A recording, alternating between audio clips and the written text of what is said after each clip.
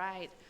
Well, it's wonderful to see so many of you here today, and as all these in-person events go, it's always like so nice to see you in person. It's been a while, and so nice to meet new folks as well.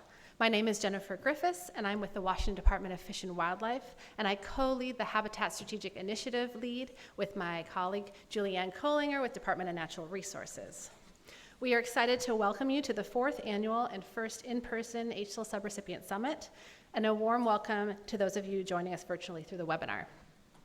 I'm going to go over a few safety items and logistics before I turn to some thank yous and a brief welcome. So if you have questions throughout the day, please come by the check-in desk where you checked in or ask one of the HSIL staff members who have name tags with blue dots. There's a first aid kit available at the check-in desk, and many HSIL staff have basic first aid training. There is an AED located next to the elevator. The elevator is directly out through the entrance and on your left, just past the main entrance. If we're asked to evacuate the building, there are emergency exits over here, out the windows, behind you over there, or out through the main entrance, and the gathering point is the Kennelly Commons, which are behind these screened windows over here. And if we're required to shelter in place, the Green River event staff will be directing us. Campus security is available, and the phone number is listed on page 4 of your program. All right, turning to a quick overview of the day. It's a very full day. We wanted to make sure to be able to celebrate all 52 sub-awards that we have active right now, so we've packed the day. This grand hall where we are now will host the morning plenary, the morning and afternoon panels, and also one of the concurrent sessions. And this room is also the room that will be streamed on the webinar. Additionally, morning and afternoon concurrent sessions are going to be located upstairs, and there are signs to direct you. And you can change locations during those concurrent sessions, but please be mindful of noise.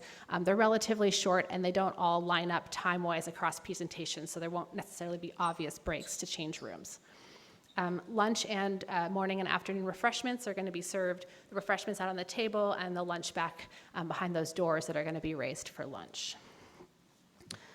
We're going to be recording both the session in here as well as all of the breakout sessions, so those will all be made available after the event. And then after the summit, we're having an informal gathering if you'd like to continue to connect and don't want to get involved in traffic. So you can see that information in your email or ask at the registration desk for information about where we're meeting up. Finally, the Wi-Fi is open. It's GRC Wi-Fi.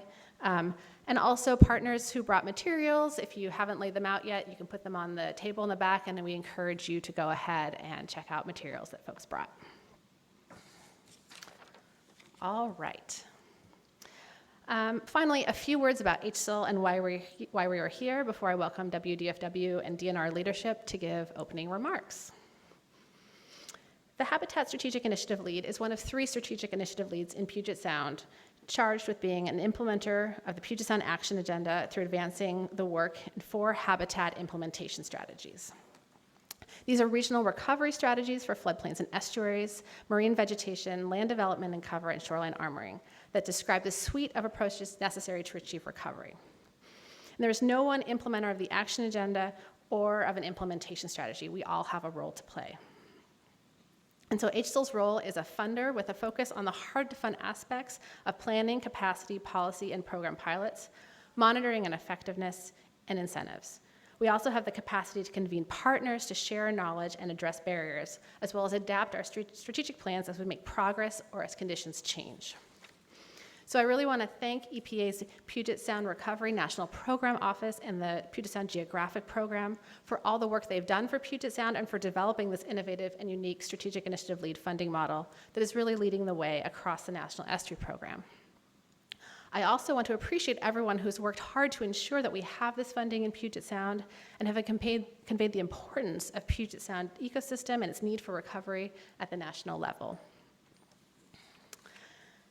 You know, I really also want to thank all the subrecipients and your partners, of which there are many. It is your creativity, innovation, and hard work that we are excited to celebrate today. So our goal for today is to build and enhance connections across the recovery community, focusing on the 52 sub-awards or grants that are hard at work right now. We hope you seek out learning about new habitats or tools, learning about organizations or projects you had not heard of before, and if you're thinking about how you can take connections from today back into your work moving ahead. At the back of the program, if you're looking for some prompts, is a summit bingo to help you on that journey of connecting to new people and new things. There's no prizes, I'm sorry, but it's a friendly competition. But it's through strengthening our relationships that we can continue to accelerate our recovery efforts for this special place that we call home. Lastly, before I turn it over for some leadership welcomes, I want to appreciate the HSIL team and the additional DFW and DNR volunteers who are working on this event. I want to thank the Green River College event staff who've been excellent to work with. And a special thank you and recognition to the efforts of my co-organizers, Julianne Kohlinger and Katie Alawat. So can we do a quick thank you to those folks?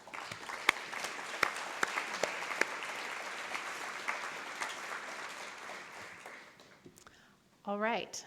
Well, I'm excited to have WDFW and DNR leadership here to give some opening remarks and connect your work to the work of our agencies, our missions, and our collective Puget Sound recovery. So first, I would like to welcome Kelly Still, WDFW Habitat Program Deputy Director of Divisions.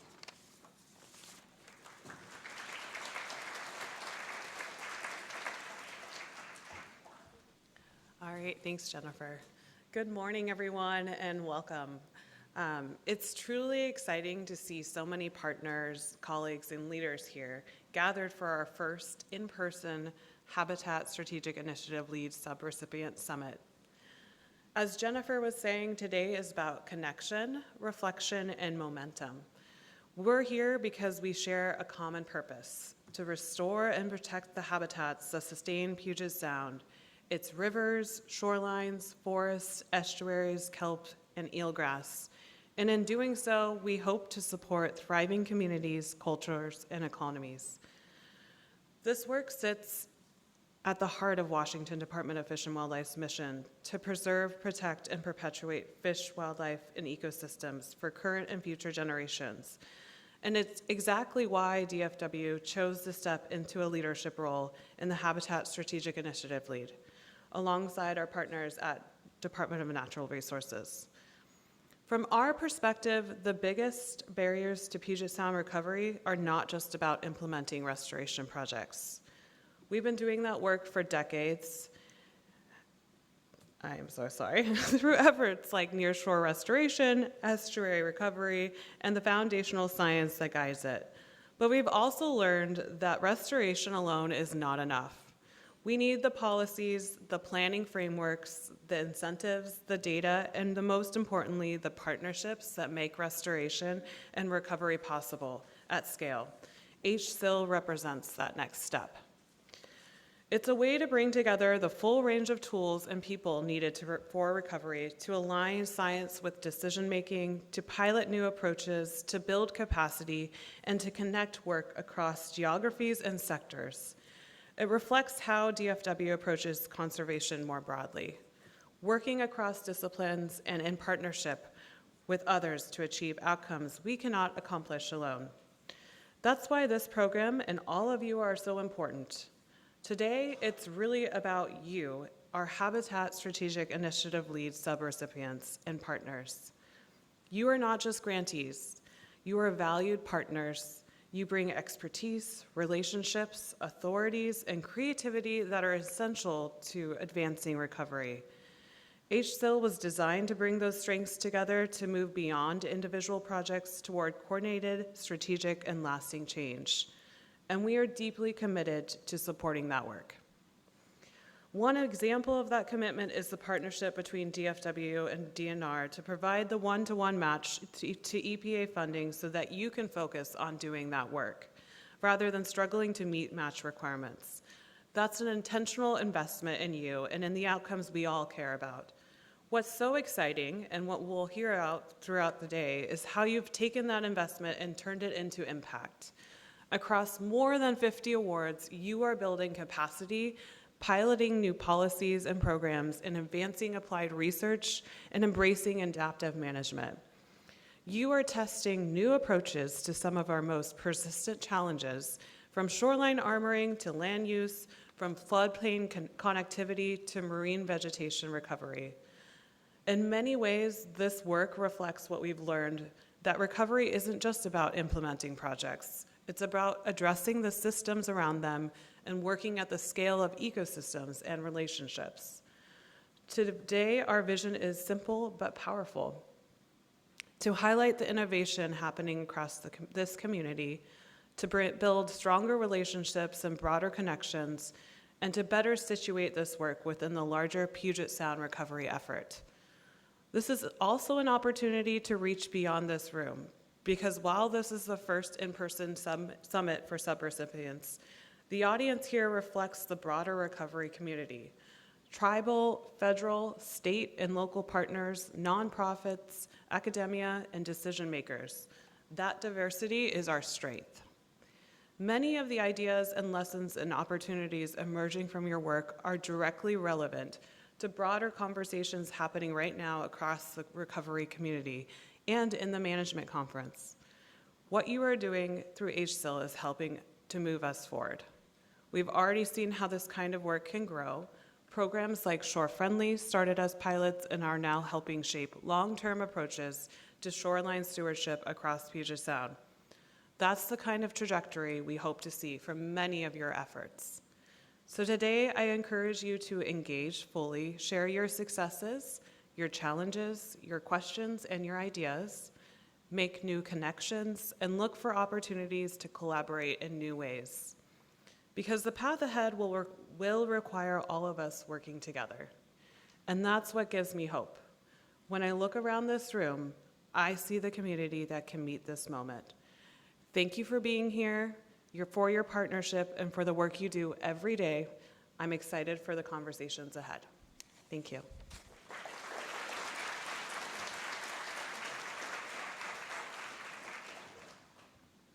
Thank you, Kelly. Now I'd like to welcome Katie Allan, DNR's Deputy Supervisor for Forest Practices and Aquatic Resources.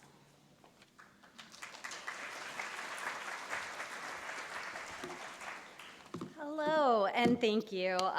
Thank you so much for having me, and I want to say a special thank you to Jennifer and Julianne as the HSIL co-leads. Just really fantastic work that you put in. I know something like this doesn't come together by just two people, but I want to take a moment and really acknowledge the leadership role that you all have played and maybe give just a little round of applause to you all.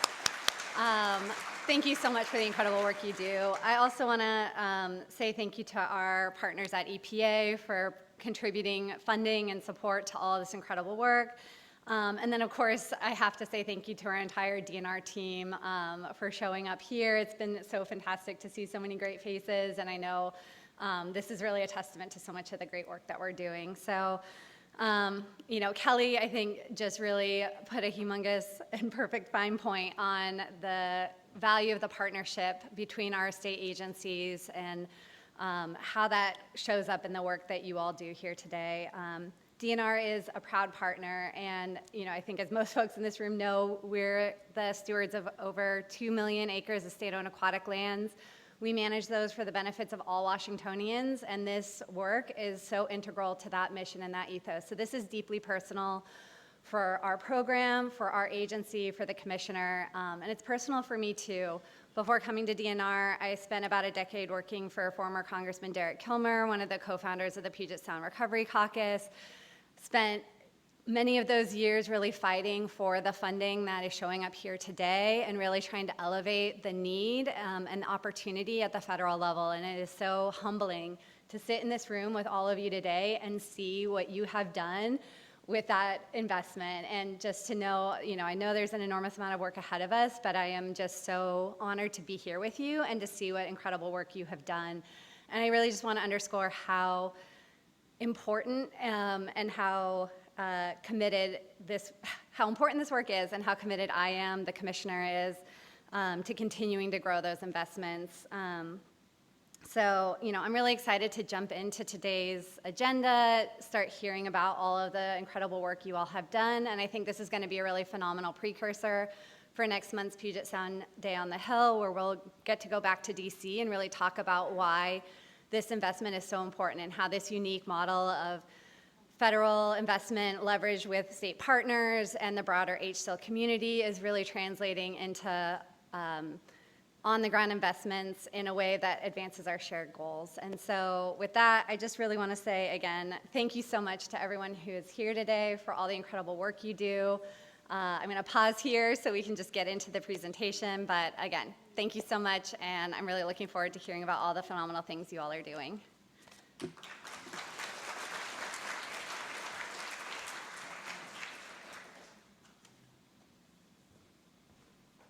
Thank you, Katie. All right, we're right on time. That's amazing. We may not say that again today, but here we go. Well, I'm really excited to kick off highlighting the work of so many partners with a presentation from Allan Warren, Senior Programs Manager at Bonneville Environmental Foundation's Watersheds Program. Allan will be highlighting Bonneville Environmental Foundation's 3 innovative and collaborative HSIL-funded projects that exemplify the unique nature of Puget Sound Geographic Program funds. And leveraging his other hats as chair of the Ecosystem Coordination Board and a member of the Board of Directors for the Puyallup River Watershed Council, Allan will be connecting us to the bigger picture about how we leverage these unique resources within the larger landscape of Puget Sound recovery. So welcome, Allan.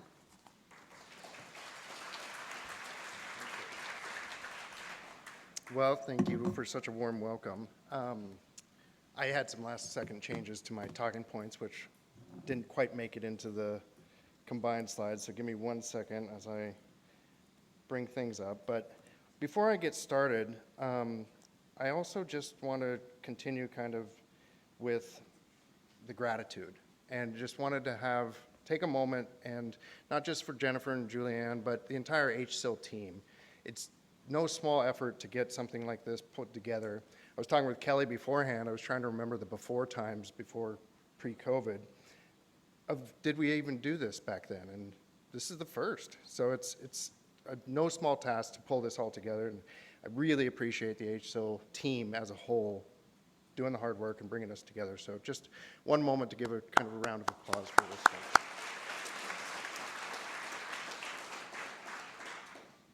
thing. Okay. I'd also, I don't know if they're here today, but they're in probably virtual land if they're not. I want to express gratitude to Angela Adams and the EPA Region 10 team.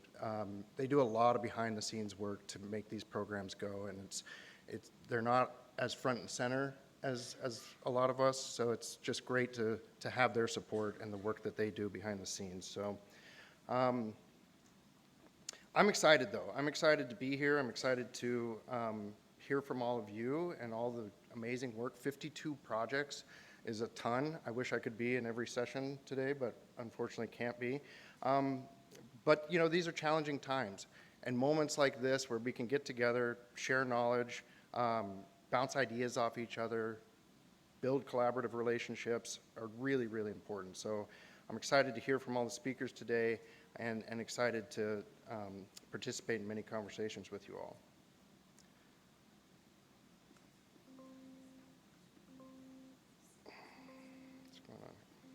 All right, there we go. But why am I up here kicking us off this morning? As Jennifer mentioned, I'm part of the BEF Watersheds team. And in addition to being the NGO backbone partner to the Floodplains by Design program and a partner on the Puget Sound Riparian Systems Lead Initiative, BEF's Watersheds team also has 3 different HSIL grants that address barriers and opportunities in policy, funding, and permitting. I'm going to share a little bit about each of those projects with you all, but also use them as examples of why the National Estuary Program funding through the Habitat and other strategic initiative leads is so important to get all this impressive and amazing work that partners like you are doing across the whole region. I'm going to keep each overview very high level so we can have some time for questions and discussions at the end.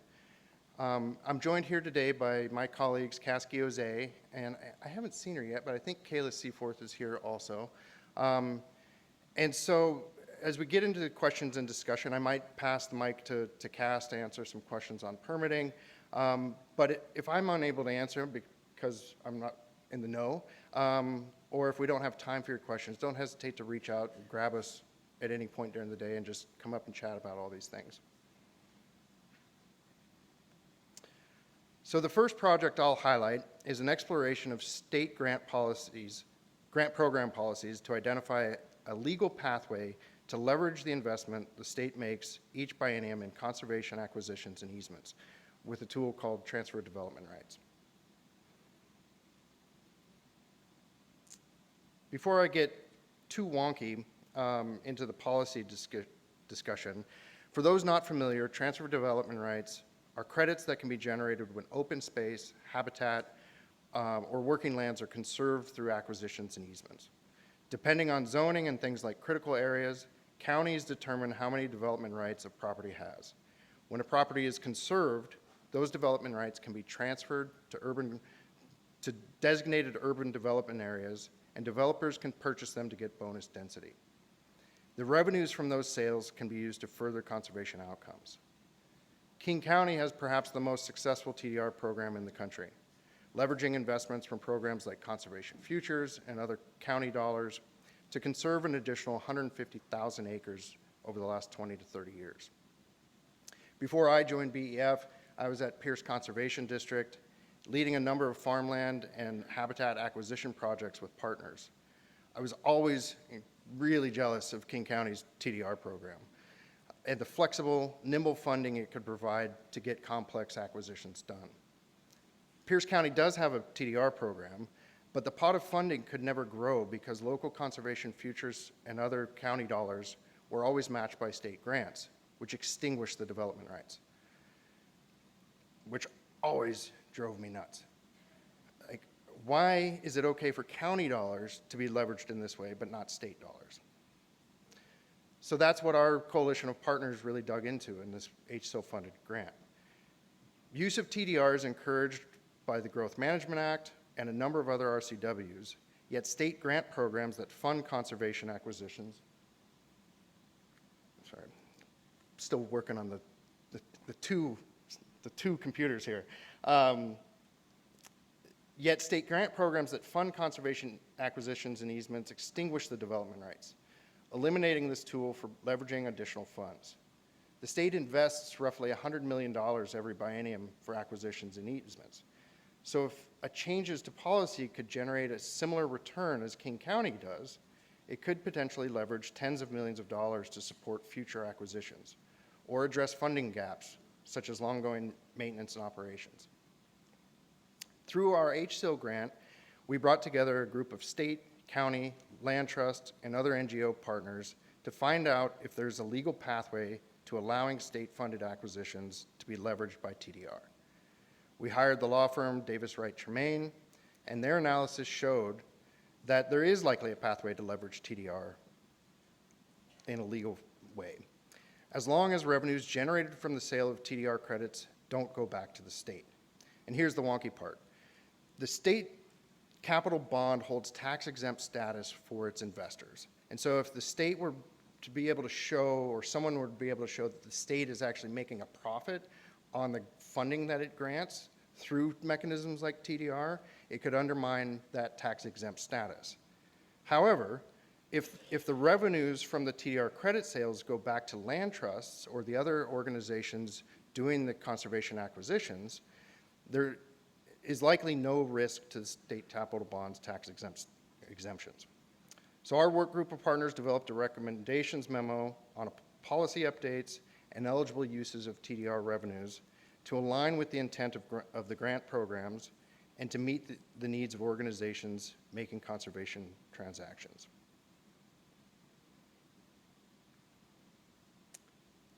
While helpful to indicate that there is a legal pathway to making this tool available for conservation partners to leverage public dollars and add funding capacity, ultimately our agency partners need to do their own legal due diligence and policy updates. That's not something we set out to achieve with this grant, but we're hopeful that our analysis and recommendations memo will help guide those next steps. The recommendations the work group made were pretty straightforward. Change the policy to allow state-funded acquisitions and easements to be leveraged by TDR. Project sponsors could then use those proceeds from additional TDR credit sales to achieve additional conservation outcomes. Number two, align the eligible uses of proceeds with the intent of the original grant program, but allow some flexibility to fill funding gaps, such as maintenance and operations, or going above appraised value in future acquisitions. The work group recognized that some project sponsors may not take advantage of this new opportunity due to a lack of capacity or experience with TDR. And so the third recommendation is for a future phase of work to develop the details of how a third party could engage productively to provide technical assistance services, working both with the project sponsors and funding agencies to make this tool broadly accessible. It's also worth noting that my colleague Angela from Commerce also has an HSIL grant, which is helping incentivize more cities to be the receiving sites for TDR credits, which is the demand side of this supply and demand equation for the market mechanism. And she'll be given a presentation at part of the morning session, concurrent session. So I encourage you to learn more there.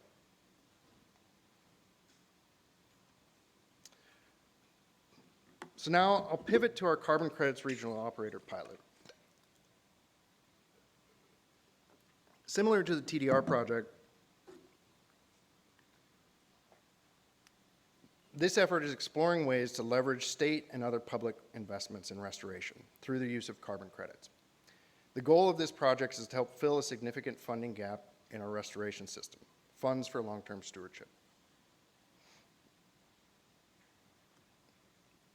With support from the HSIL grant, we initially brought together 6 implementation partners throughout the Puget Sound region. We were then able to expand this with the grant from the U.S. Forest Service. We're now working with implementation partners throughout Washington and Oregon, and with the grant funding they have, our partners implement projects they have planned on both public and private lands. Through our grants, BEF provides funding to partners for staff time to work with us to go through the quantification and verification process of carbon methodologies. The verification process on the first 2 projects was completed last year, and we helped coordinate a sale of those initial credits between South Puget Sound Salmon Enhancement Group and the Port of Vancouver. A potential buyer is also interested in purchasing the initial credits from the other verified project with Skagit Conservation District. And we anticipate that happening later this spring. The revenues from the credit sales give the implementation partners flexible funding. The implementation partners are also responsible for long-term monitoring to meet the requirements of the carbon credit methodologies. Rather than list off all of our partners, which we currently have about 20 local implementers we're working with, it's more helpful to just show the watersheds throughout Washington and Oregon that our partners are working in. This doesn't work with every partner in every geography or necessarily every project type. So we've intentionally set up our early program development to figure out where and with whom it can work best and what other tools we need to bring on to help it work more broadly. We intentionally brought on a wide array of different partners, from counties and cities to multiple tribal nations, conservation districts, and nonprofits. I don't want to frame this with rose-colored glasses. There's been plenty of setbacks along the way. This is a challenging kind of nut to crack. The carbon market is complex and volatile, and the carbon registry we were initially working with decided this fall to discontinue entering projects into its afforestation protocol. The beauty of that protocol was that it worked at the individual project scale, down to about a 15-acre project. But the credits themselves are out of favor now with the broader carbon market because they are ex-ante credits, meaning they're based on projections of future carbon sequestration. While we all know trees take time to grow, carbon buyers want projects that are sequestering carbon today, not what they will be sequestering when the trees are mature. Unfortunately, what this means is with the discontinuation of that methodology, the credit issuance to the Skagit Conservation District and South Puget Sound Salmon Enhancement Group projects will be truncated, and we likely won't be able to verify additional sequestration their projects will result in. We're in the process of pivoting to a different methodology, the ACR, afforestation and reforestation of degraded lands methodology, which requires that we aggregate projects to achieve a minimum scale of around 650 acres. This is an ex post methodology, meaning that the emission reductions or removals must be measured, monitored, reported, and verified ex post to have already occurred. While more complex, and a longer time frame, this methodology does have demand from carbon buyers and is one of only 2 afforestation methodologies approved by the Integrity Council of the Voluntary Carbon Market to meet its high integrity carbon credit principles. We hope to have an aggregated project through this methodology moving forward later this year, and will at minimum include 2 Puget Sound partners. The flexibility of the HSIL funding to pivot in this dynamic and challenging space has been key. Without the initial pilot funding from HSIL, we also would not have been able to secure the U.S. Forest Service funding to expand this into a statewide effort. We still have a long way to go to figure this out, and ultimately, we may not figure it out at all. But it's an opportunity worth exploring, and we couldn't do that without the HSIL funds. And finally, BEF is also receiving HSIL funding to add meaningful capacity to permitting efficiency efforts for integrated floodplain management projects.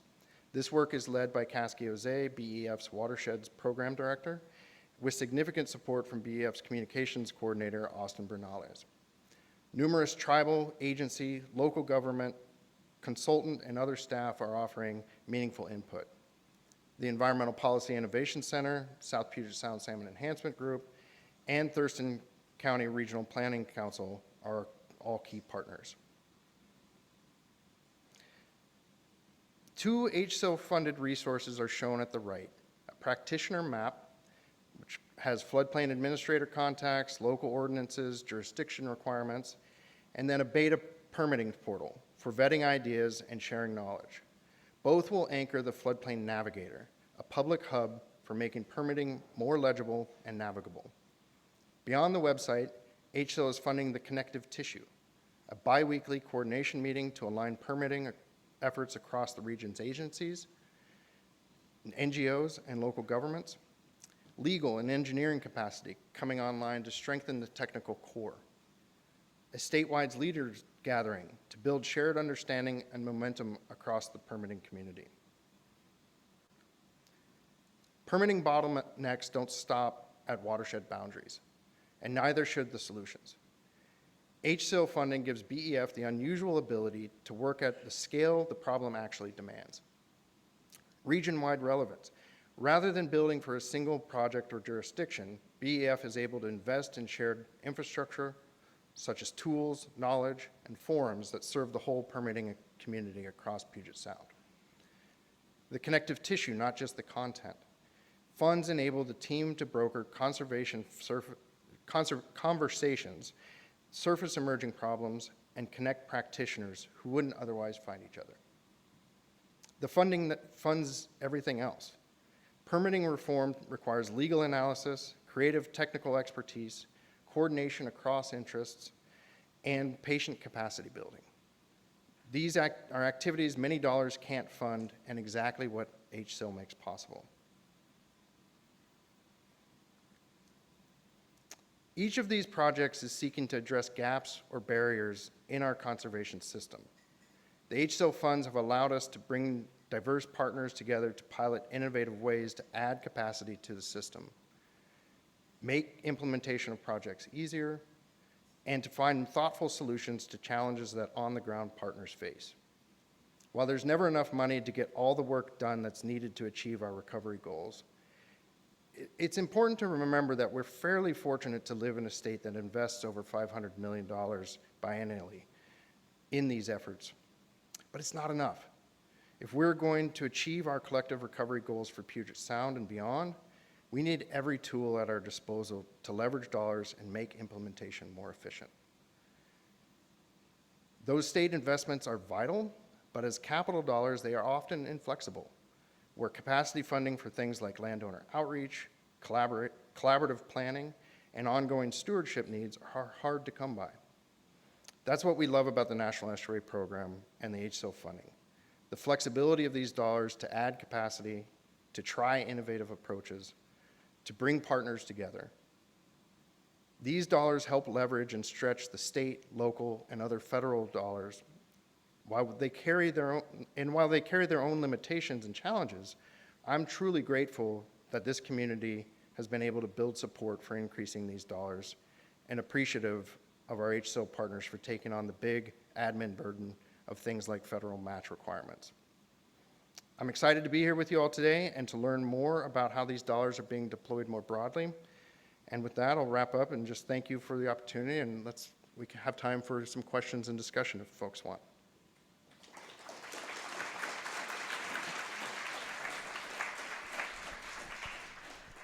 Yeah, so we have about 10 minutes for questions. So we have folks running mics. So if you have a question, please raise your hand. Wait till someone gets you with the mic so that folks that are tuning in on the Zoom can hear you. But yeah, let's...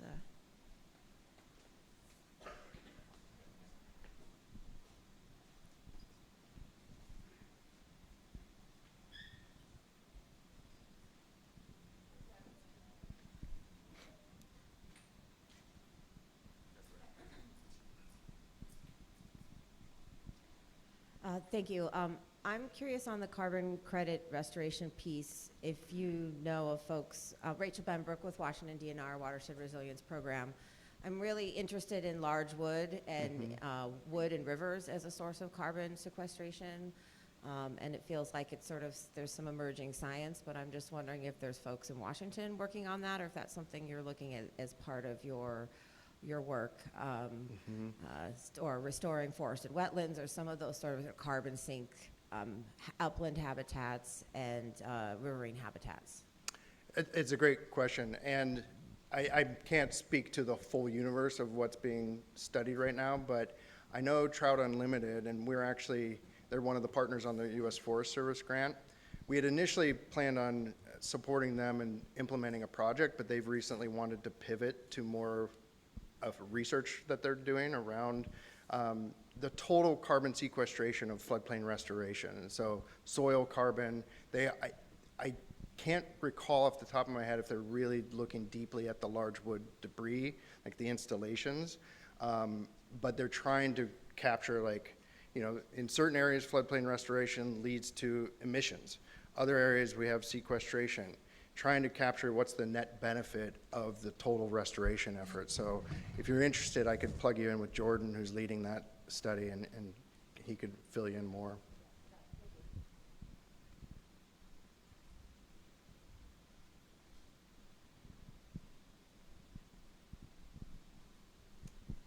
Can you speak a little bit more about the permitting efficiencies and how does that vary from what was being done by the MART program, the multi-agency review program, or the HRPP or the FHEP programs? Yeah, and I'm going to pass this to Caskey Jose, our program director, who's leading that body of work. Great question. So I'm Cass with BEF. EPA is a partner in this effort, and we've identified kind of 7 core actions with a subgroup, one of which is make that habitat recovery pilot program permanent. Another one includes providing direct technical assistance to permitting applicants through what we're calling a circuit rider model, and that is like a regional experts who can be really serving the practitioners themselves rather than directly speaking to the regulating agencies, with the idea that a lot of this work is very knowledge-based and highly relational, that the individuals who turn over both in the regulatory space and who lead the project permits have a wealth of knowledge and trust building between regulators that can be easily lost, but when it's built, it can smooth and streamline activities tremendously. So I can share those 7 core actions. Some of the activities are really designed towards early career folks who are plugging in to both the regulator side and the permitting side, while others are more nuanced, trying to get people to become aware of more strategic ways of approaching mapping and modeling to streamline permitting when you've got highly complex in-stream flood mitigation projects and habitat benefit projects, where it's unclear where the federal government is landing at this time. But if we can build some regional shared practices that hold muster across the field, the hope is that that will help support some of those extremely complex projects that get mired in the back and forth between FEMA, the local government, and the practitioner.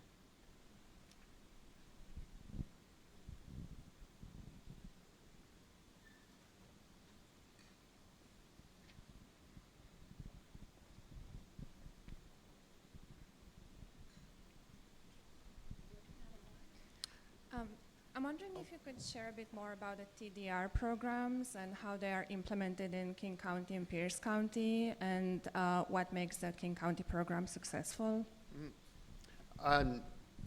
So I was having trouble hearing, so just in case anybody else was, what makes the TDR and Pierce County programs successful?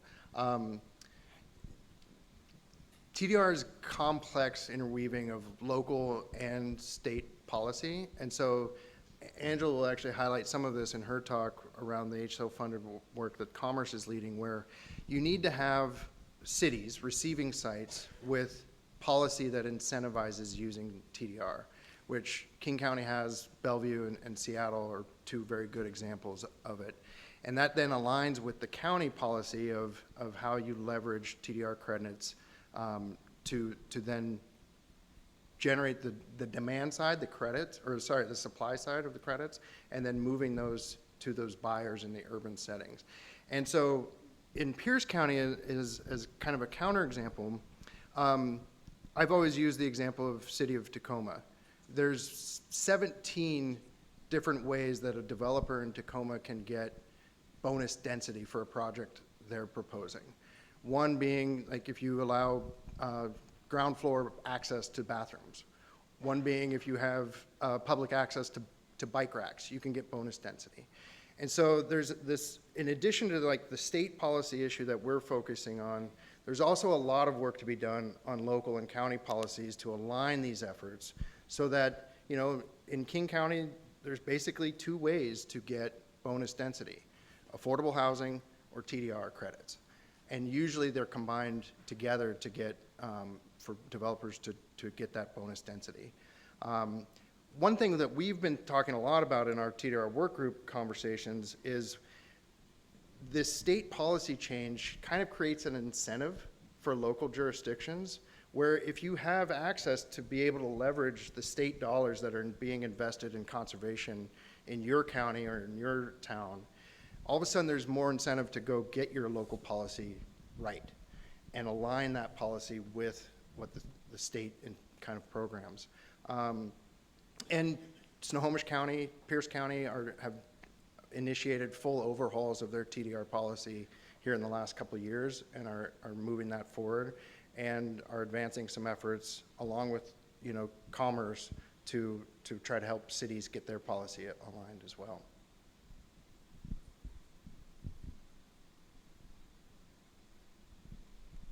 Hi. I was wondering if you guys are doing any work in the marine realm with this, specifically around the kelp and eelgrass restoration, since we have the goal of the 10,000 acres. We've tried to, you know, leverage the habitat conservation and credits to try to do work around the San Juan Islands with people in the port and stuff, and came up with a lot of roadblocks on using that. So I'm wondering if not you guys, or if you have anywhere else to look for you know, just kind of use the opportunity to get the question out there of how do we use this to reach that 10,000 acre goal for the kelp and eelgrass. Mm-hmm. It's a great question. It comes up quite a bit. We currently are not, you know, and I want to preface this, like, I'm not a carbon expert. Coming from my previous work at Pierce Conservation District, it's really about this tool. How do we gain access to these types of tools for folks like you all that are practitioners in this space? And so we're starting really with like that kind of habitat restoration work, conservation efforts, preservation protocols as a way to kind of pilot, can we model this? Can this work at a broader regional or state scale? The answer is still out. We're getting closer, and we're still working towards that, and this new methodology may help unlock some things. But I think the answer would be, to your question, is if we can get there with what we're currently doing, we would definitely start looking at that. I don't know off the top of my head. I know other people are looking at it. I know other people are trying to unlock that sort of tool for the marine space, but I'm not familiar with who off the top of my head. We have time for one more question.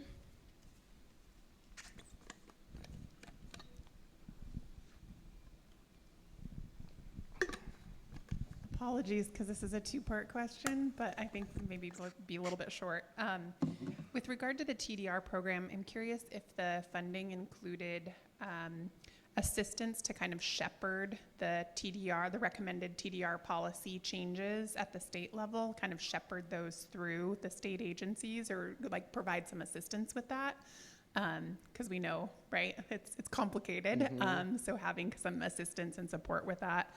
And then also curious, and I feel like I should probably know this, but I'm going to ask anyway.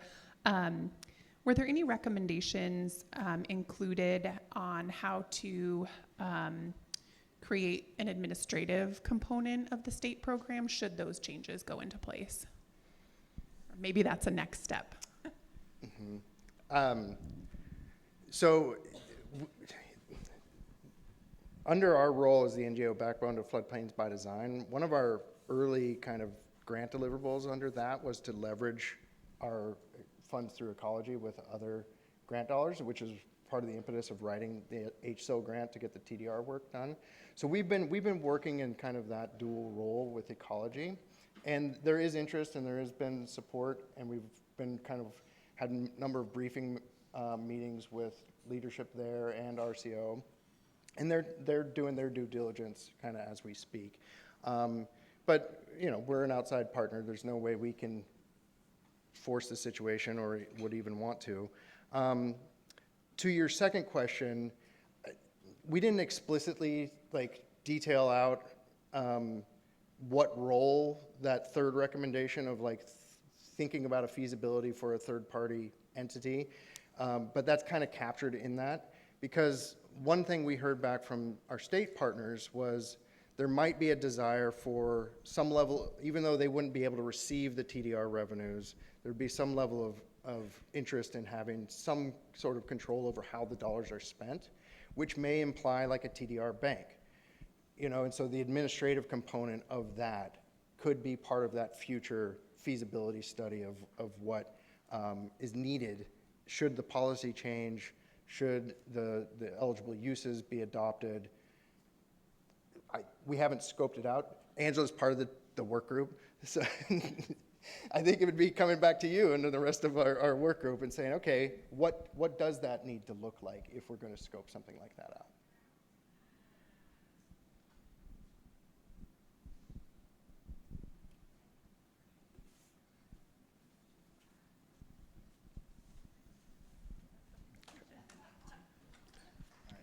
All right, thank you.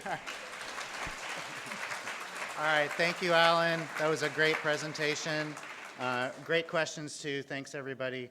I want to welcome our first panel of the morning up, so if the Shoreline panel folks could come up. Give us a minute just to get set up with mics and everything, but don't go anywhere, please. Just stay where you are. Yeah.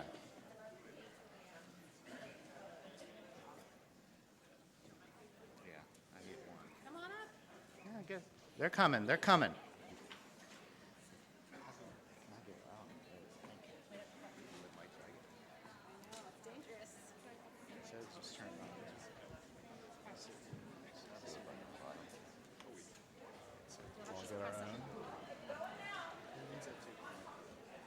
Thank you.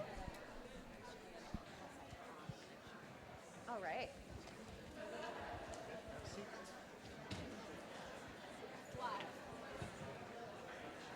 You in?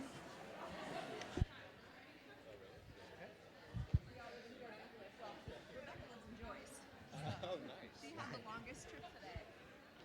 Are you guys all good? Yeah. Good? All right. All right, we're going to go ahead and get started with the panel.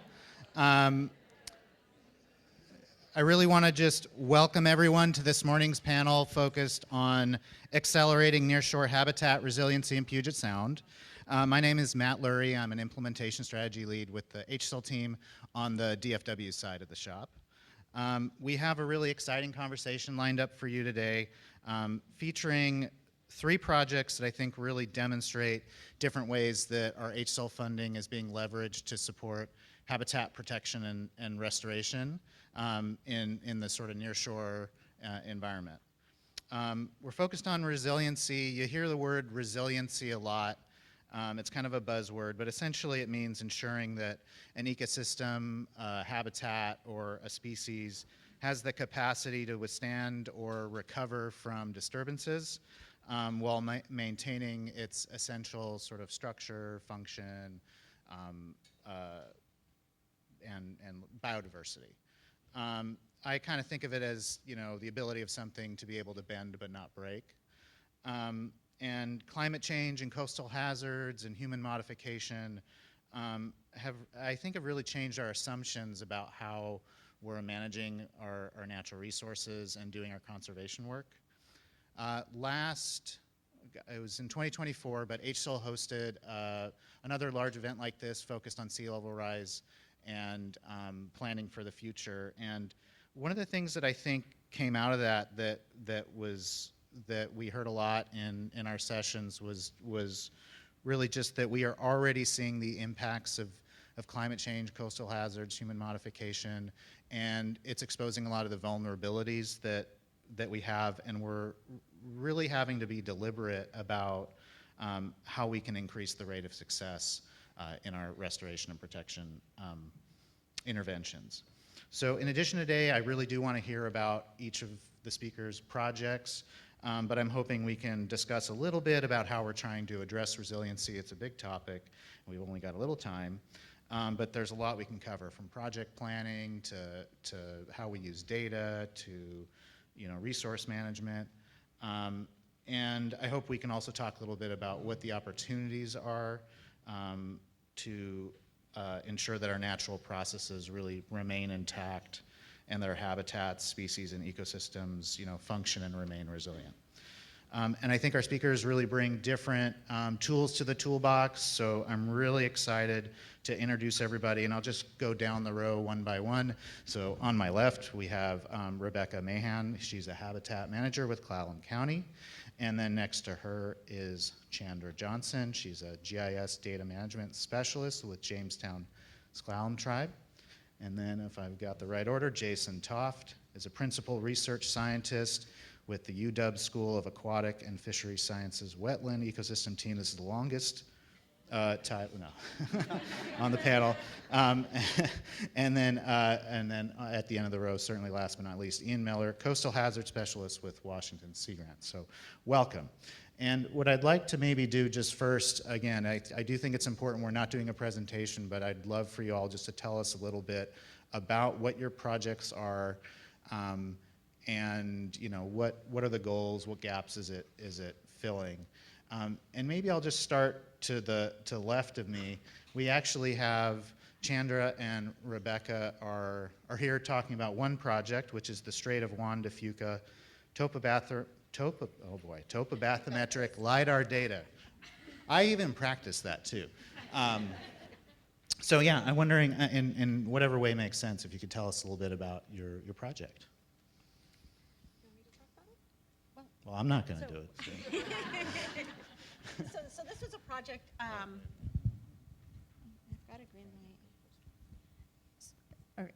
So this was a project that I inherited from my predecessor, but the idea was something that I had floated before, and Clallam County has worked with Jamestown S'Klallam Tribe on many different projects successfully, and knowing Chandra's technical expertise in GIS and LiDAR, knowing that because they've done it before, that was the impetus for getting a hold of Chandra to talk about that. And I think I'll let Chandra talk about the idea formation, because I wasn't part of that whole thing. So I worked with Rebecca's predecessor, Kathy Lear, if any of you happen to remember her. And we were in a Dungeness Chinook chapter update meeting, and she noticed that we were using a lot of this green topobathymetric LiDAR of the Dungeness River to get an understanding of the river and the coastline around it. And she said, "Hey, Chandra, you seem to be pretty good at working with this LiDAR data. Why don't we see about getting LiDAR for the coastline, maybe even just around the Dungeness River?" And so I said, that sounds great. And I started looking into it, and I noticed that there are two topobathymetric LiDAR, we can just call it green LiDAR for short, data sets along the coast of the Strait of Juan de Fuca, sort of the northern coast of the Olympic Peninsula, and the data sets used to create that, some of those date back to the T sheets from the 1870s. So, and in many cases, the best, most recent data, specifically along the bluffs and things, is the DNR LiDAR that was flown in 2018. So we don't have any real understanding of what the shoreline looks like for most of the peninsula. So I said, why don't we just do the whole northern peninsula? So that's how this project came about. And with this project, we'll have time-stamped the entire coastline, including all of the bluffs and the estuaries and the lower reaches of the rivers up to the sort of upstream of, of tidal extent and of influence. And it's going to be really helpful for us to understand what's going on, because how do we plan for sea level rise, for development, for population growth, and for just planning, management, and restoration projects if we have no idea what's going on? Right. So this was a way for Clallam County to prioritize, figure out what areas we need to prioritize for habitat restoration, for communities that are at risk. How do we help them plan to either move them, or because there's a lot of septics on the shoreline, so being able to prioritize which ones are in most imminent danger was a big priority for the county. Okay, great. And when are you going to collect the LiDAR information? Did you say that? So we've had a couple hiccups in our project. One thing is that we learned that for about a third of our focus area, from basically Port Townsend through Dungeness Spit, NOAA went through and collected all the data last year and didn't really tell anybody. But that's great, because that means that we don't have to collect that now. So that was collected last summer, and then we will be collecting the data for sort of the remainder of the peninsula beginning in May. Okay, great. And that's one thing I think is really interesting is all of the HSIL projects here, 50 plus awards, many of them are, the projects are closing out in the next, with this year or towards the end of next year. And so there's going to be a lot of really cool stuff coming. So stay tuned in the coming years as well. So maybe Jason, why don't we, move on to you? I mean, your project, another long one, application of shoreline monitoring database to address restoration effectiveness and protection evaluation. I'm wondering, if you could tell a little bit about, what are you measuring, what are you doing, and how is the resource really helping folks broadly? Thank you. And I was enjoying listening. I learned stuff already. So yeah. I'll tell you about our project now, and I'm representing a project with a bunch of great partners, of course. And broadly, it's seeking to measure restoration effectiveness. So we go out to beaches around Puget Sound, often that have armor removal and also other actions such as placement of logs, sediment nourishment, and other actions. And so producing data, again, on how effective these restoration techniques are, which deals with coastal resiliency. So we usually go sample at a restored beach and then partner it with a armored beach and a natural reference beach. That's the best case scenario, and doing it before and after, because then you produce data, and that data can tell you how they're working, how they're not working, and it can feed back to management. And so there's a number of components of this. One is the field work, which we're gearing up for starting soon. I think we're sampling 28 restored beaches around Puget Sound now, which is awesome, and producing data year after year. And so there's that fieldwork part. We're developing new protocols as we go, so I can mention at some point through this maybe on just new protocols that we're promoting. We have a website, the Shoreline Monitoring Database, or Shoreline Monitoring Toolbox is what it's referred to, shoremonitoring.org. And so we house protocols up there, and there's some visualizations. And again, as Matt said, we're kind of gearing up to the final year here, so it's getting exciting to figure out what all the data means. It's great to be in the field and collect data, but then you have to analyze it, and hopefully we'll have some cool products coming up in the next year. Okay. Did I keep that short since my intro title was long? Is that okay? just a little fun here on stage. It's all good. No, that was great. Thanks, Jason. Ian, I'm wondering if you could tell us a little bit about your project, parcel scale sea level rise vulnerability for Puget Sound. You're doing the phase 2 now, but there was a phase 1 that is really, so you've kind of been with us and using the HSIL funds for a while to really build, I think, some pretty cool data and products. Wondering if you'd share about it. Yeah, so Ian Miller, I'm with Washington Sea Grant. Good morning, everyone. And so the goal for the project, this HSIL funded project, is basically to come up with an approach for creating a vulnerability score for every single parcel in Puget Sound, inclusive of the Strait of Juan de Fuca in phase 2, and really driven by spatial data. So trying to incorporate available data that we have on anything that we can find that's a spatially consistent sort of information that's relevant to this idea of vulnerability, again, for every single parcel. This particular project, as Matt alluded to, has, we've been at this since 2020, and really sort of was driven by 2 separate threads. One was my involvement with sort of especially restoration practitioners on the North Olympic Peninsula, and seeing them in the sort of like mid-2010s really turn to sort of GIS prioritization as a really useful tool for figuring out where they wanted to work, what homeowners they wanted to approach. A lot of that was done, for example, by Chandra's now boss, Robert Knapp, who many of you may know. He's really someone I view as kind of like a thought leader for me, at least, in the way that I think about this. And then the other big thread was me being involved with a lot of sort of sea level rise vulnerability projects that were really sort of putting inundation maps in front of people, these maps with these big blue blobs on them, and asking people to really sort of try to interpret those for different time frames and things like that, and really seeing the complexities associated with that. And so the sort of other thread was sitting down with other people that were struggling with this. I have a distinct memory of talking with Andrea McLennan, who's now with Herrera, at the time with CGS in a bar in Edmonds in like 2018. That's where sort of phase 1 came from, was that conversation, to really try to figure out how do we sort of try to do better than putting those kind of big blue blobs in front of people. Can we sort of hone that down, change the conversation, so we ideally direct attention to the right places as efficiently as possible. Great. Well, thanks, everybody. I think that was a really good overview.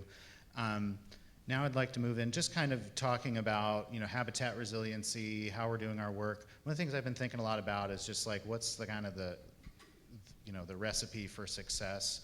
I think we'll probably hear a lot about it today. At that Sea Level Rise Forum that we did, one of the big takeaways was just that the problems we're facing are just, they're cross-jurisdictional, they're cross-geography, they're sort of cross-sectors. And so I think, of course, then, a lot of folks were really just recommending collaboration, coordination, like things we know, but I think that are really difficult. But I think that these projects really emphasize collaboration, coordination in some really cool ways. And I'm wondering how you all think about that, how you approach collaboration and what it means for your projects. Jason, every time there's always a lot of people in the field when I've had the fortune to go down to the beach and see all do your work. I wonder if maybe you'd start. I would love to, yeah, and it's, it is fun to do field work, right? If you just show up on the beach. Most people like that, not everyone. But when Matt or others come out, there's a few sides of that. One is you do have to produce data. You need standardized protocols. Those numbers are very important. Another thing is you want to be inclusive and get people experience. And I've worked at UW forever, so like we're used to students and undergrads filing through the lab. But really as part of this project, we've created this network working with community scientists. And it's not so much me, it's other partners on this project. There's, I see Jason Morgan here from Northwest Straits Foundation, Bianca Perla at Vashon Nature Center. Those 2 entities are very key to getting members of the community to come out and help collect data. You can do more with more people. And 10 years ago, it used to be when armor was not starting to be removed, but more projects were coming up where beaches were restored. There's a very limited amount of data. And really by creating this network, expanding what we can do, if the data is collected similarly, you can combine that all together and have a bigger impact. And again, that's only possible with getting that level of funding that HSIL provides and also having that network of working with partners and people in the community. Great. Well, and I think we also have a really good example collaboration here. We have two partners working on one project for the Olympic Peninsula. How did your partnership come about, and who else do you bring in to work with, and what's the as you think about who in the community can the data support? Well, being a small rural county where everyone pretty much knows everyone, I've worked with Chandra, I've worked with Chandra's dad, I've known Chandra's mom for 25 years. So I used to rent a house from Ian. Now I feel left out. And I've worked with Ian before too, so it's just a small community. So knowing who does what and who you can lean on and talk to and who you can collaborate with, and and they know people, and so that's the plus, I think, of living in a small rural community. Yeah, definitely. And in this case, Clallam County was Kathy Lear, specifically with help from Rebecca and Bruce Emery at the county. They were the ones who found out about the grant and had the idea, like, it would be cool to, do LiDAR with this, but they didn't have any expertise with that. They hadn't really worked with the data. They hadn't gone out and hired someone to collect the data before. They knew that I had, and we have a lot of areas that we share that we both really care about, and so we figured this would be a great partnership. And I think too, just for us, as the Jamestown Clallam tribe, our specific tribal lands span 2 different counties, but the western extent of our UNA is the entrance of the Strait of Juan de Fuca. The southern extent is down at the bottom of Hood Canal. The northern extent is up in the San Juan Islands, and so we're pretty accustomed to working with partners on a lot of projects, and our tribal lands themselves are very spread out amongst 2 different counties and a huge area. And so basically for all of our projects, we have partners, whether it's the counties, local environmental nonprofits, DNR, the state. We rarely do things on our own. Yeah, Ian, you probably have I'm always impressed by Washington Sea Grant and catalyzing, collaborations and. Yeah, so I did want to address that question, the value of collaborations. I mean, it probably is self-evident for this room, but I'm just curious, how many of you, I'm going to take this in a totally different, I'm going to take some time, Matt. Yeah. How many of you engage with either a lead entity or an MRC or an LIO, local integrating organization? Okay, so there's a lot of hands, which is to be expected. One of the things that I think about that we do well in sort of coastal Washington are those kinds of processes, and I want to acknowledge that they are time-consuming and oftentimes painful, but I think that their long-term benefit is extraordinary, and something that we should try to figure out how to lean into, as hard as it is oftentimes when we're, we also have our own sort of duties and responsibilities that are for our particular jobs or whatever we may be doing. Those are hard things to do.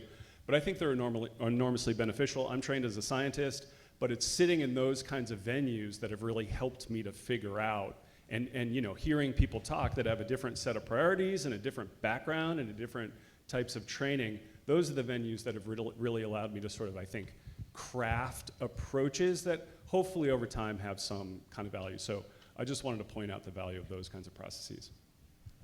Great. From my standpoint. No, that's great. Yeah, I really appreciate that conversation. I think it'll be a common thread throughout the day. One thing I kind of wanted to just make sure I asked, I think it's obvious in some cases, but how are climate change or other pressures really impacting the way you do your work or the way you think about your work, even if, whether you're already doing sea level rise work, how have you changed your approach or like Jason, I know your work as well maybe didn't start off as sea level rise, but that, you're on the shoreline and that's something you got to think about. So I'm just kind of opening it up to the panel, how how has climate or whatever other hazards, changed the way you're thinking?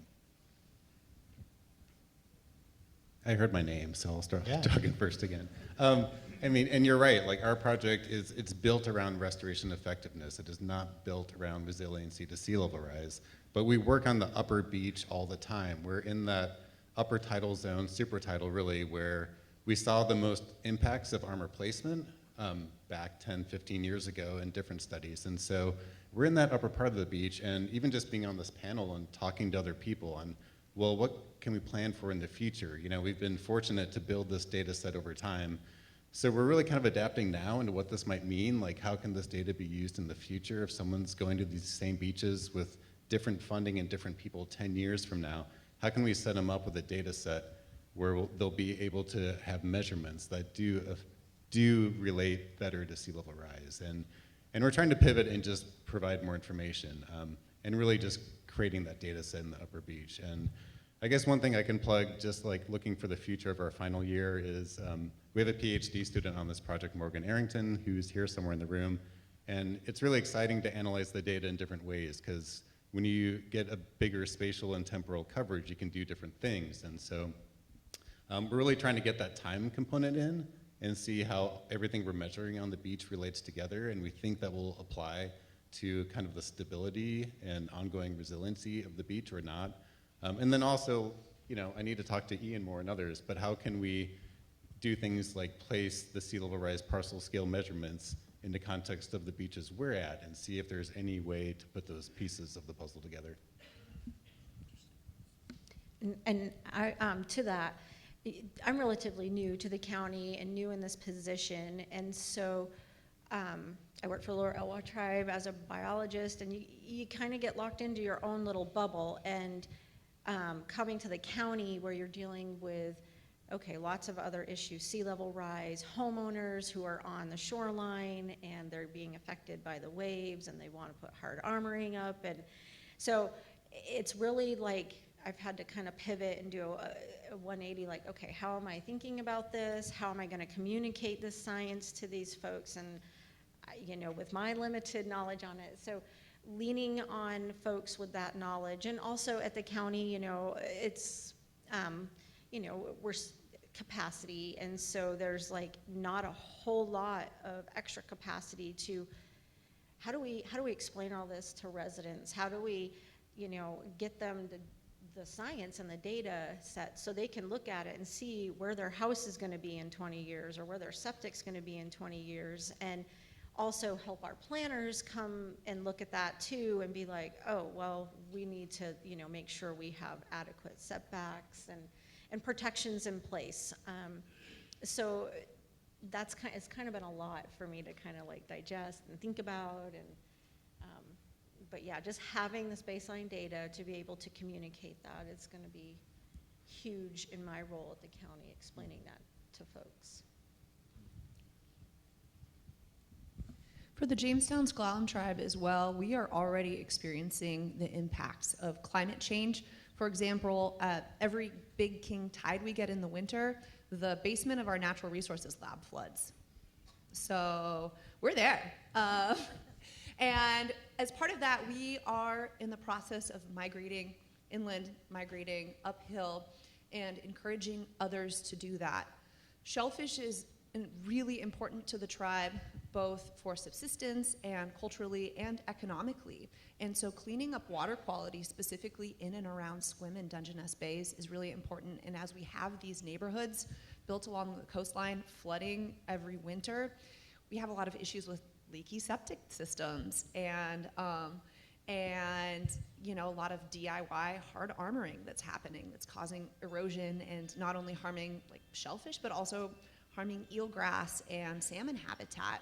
And then also, to shift away from the shoreline, the Dungeness River is experiencing a lot of pretty severe droughts, and that's impacting our water supply. So we're trying to think, going into the future, how do we manage having agriculture, population growth, and then also having, less water supply in the summer, and also salmon, because we have 3 species of ESA listed salmonids in the Dungeness River.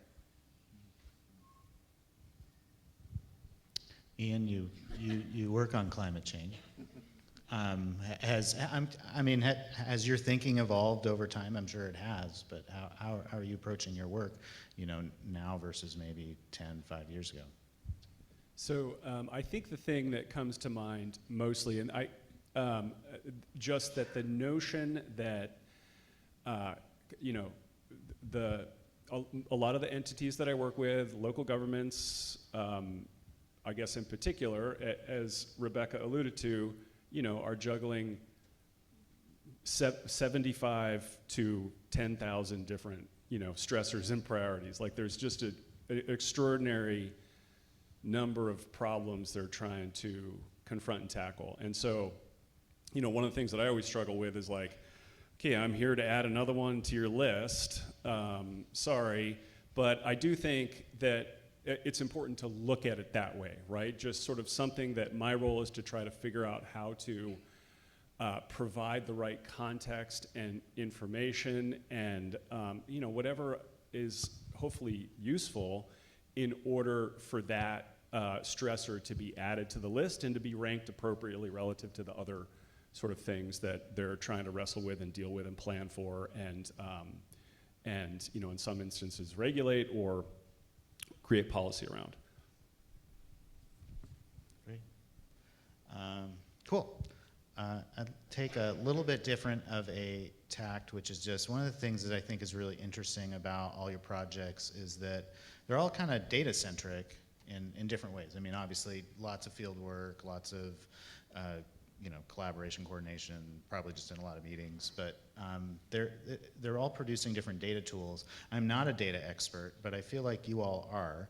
Are there things that the audience, that you'd like to share with the audience about developing data projects, or what are opportunities, barriers, or what were some of the lessons learned that you had or have as you're working with that type of work? Anybody? Well, okay.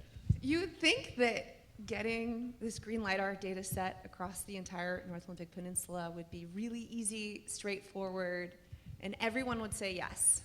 And with how the project is laid out with the county managing the project and me being sort of the technical advisor at the tribe, the first stumbling block we came across is that there has been some vocal public disagreement with the idea of funding going from the county to the tribe. And so we've had to be really careful and Rebecca has done a lot of extra work with the county legal team and the commissioners to ensure that the tribe is not just taking the money and running with it. And then after that, we tried to do a good job of reaching out to all of the partners in the community, all of the different tribes, all of the different community groups in the 2 counties we're working on. And when you're working with tribes, one thing that we are really concerned about is data sovereignty. And so we've been working really closely with one of the tribes to make sure that, that all of the data that will become publicly available does not contain any of their reservation or any of their cultural resources, and making sure that they get the first chance to review everything, obscure anything that might be culturally important to them, so that we can make sure that none of those spaces get vandalized. The final piece is that we've been having some issue with just different partners and different folks across jurisdictions communicating. We found out via a contractor that NOAA had collected all of the exact same data to the exact same specifications in 2024 and hadn't told anybody on the West Coast. And that was a third of our area. And so it was one of our contractors who said, hey, your RFP looks really similar to one that we received 2 years ago. So that has added a whole other level of complication. First of all, it hurt some feelings, specifically at tribes, that none of us were asked when, this massive remote sensing project happened on our trust and reservation lands. And then also that, this data should just be publicly available, and all of us should know that it's happening so we can plan accordingly. It's really expensive to collect this kind of data, and it takes a lot of planning. And like all of the conditions have to be right in order to collect this data. And so if one person is able to do that, it's so great if they can share it. And it was kind of frustrating that nobody knew about that. But because we were able to find out with that and get in touch with NOAA's East Coast Cartography Office, it freed up a third of the funding for our project, since we don't have to collect the data there. So we were able to really expand and get more data in floodplains, and perhaps collect along more of the shoreline, along Hood Canal, and different things, which means bringing in more partners and things. But it definitely makes it possible for us to collect more data since we know that this happened. I can talk about data. I can talk all day about data, but I won't. I guess to add to that, data is messy. It is. That's why you collect replicates. Data sets can be messy, and also nature can be messy. And so you combine those two, and it can be messy. And so when you're doing statistical analyses, which I do happen to enjoy, it's way easier. It is way easier if you have like one site, 1 year of data. Great.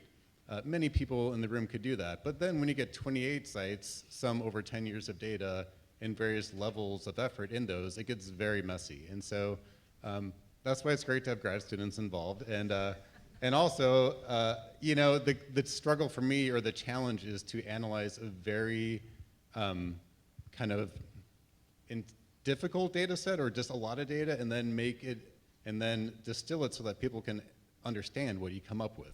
Because if you do a fancy statistical model, it can be hard to convey the message from that. So like getting in the weeds and really deep, and then coming up again, and hopefully a year from now we'll have like a nice 2-page memo that everyone will enjoy reading.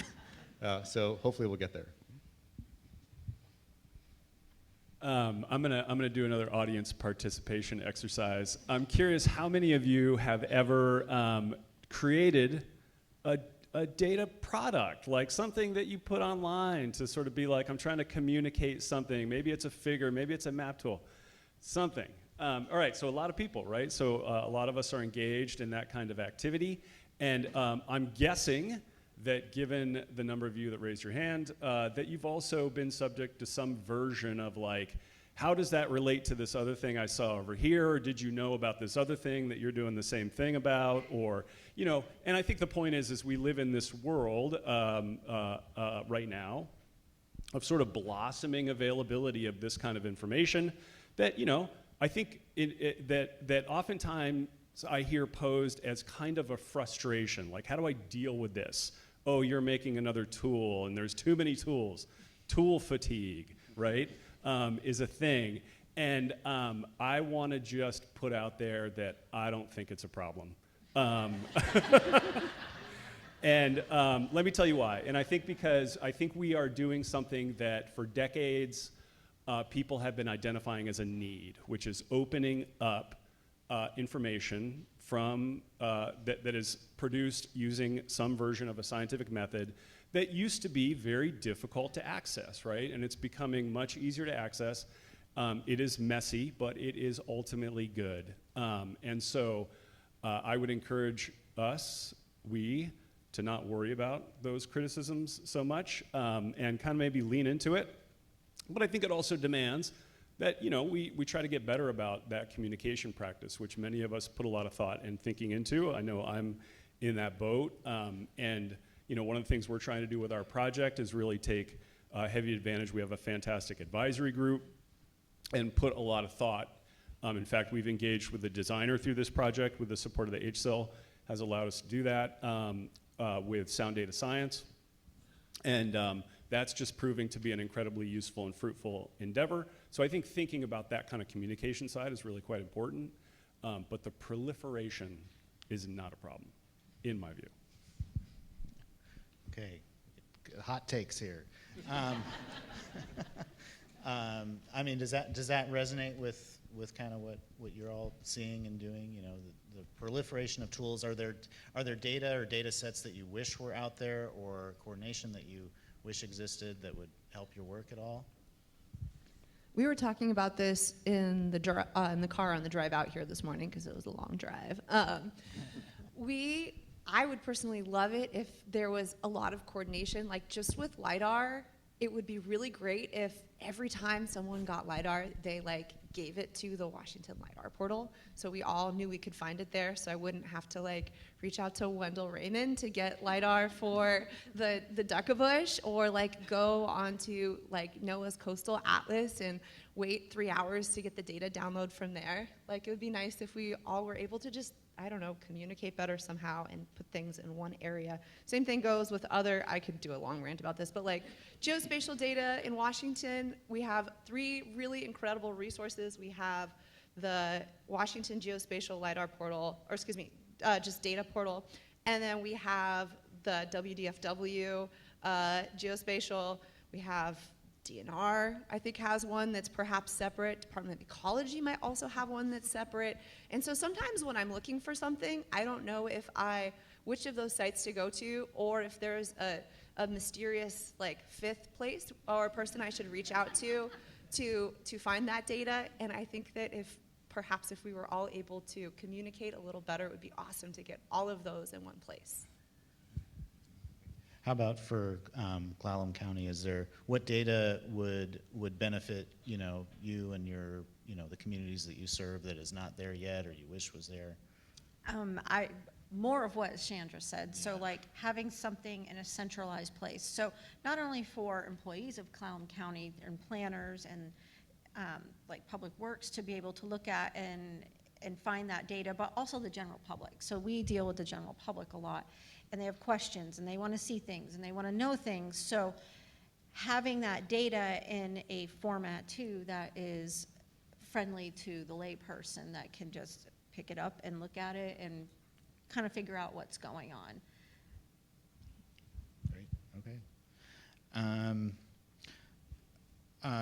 So we're kind of getting, we started a little early, and we'll have time for questions in a minute. I'm not quite at the last question yet, but one of the things I wanted to make sure we were coming back to was just, I kind of said at the start, was just that sort of recipe, for successful projects and, in nearshore habitat protection and restoration. We've covered data, we've covered collaboration, we've covered, science and research. I'm wondering if there's, if there's anything else that you feel is, either something you would like to work more on, or an opportunity, or what's maybe, part of the recipe for resiliency that we haven't had a chance to talk about yet.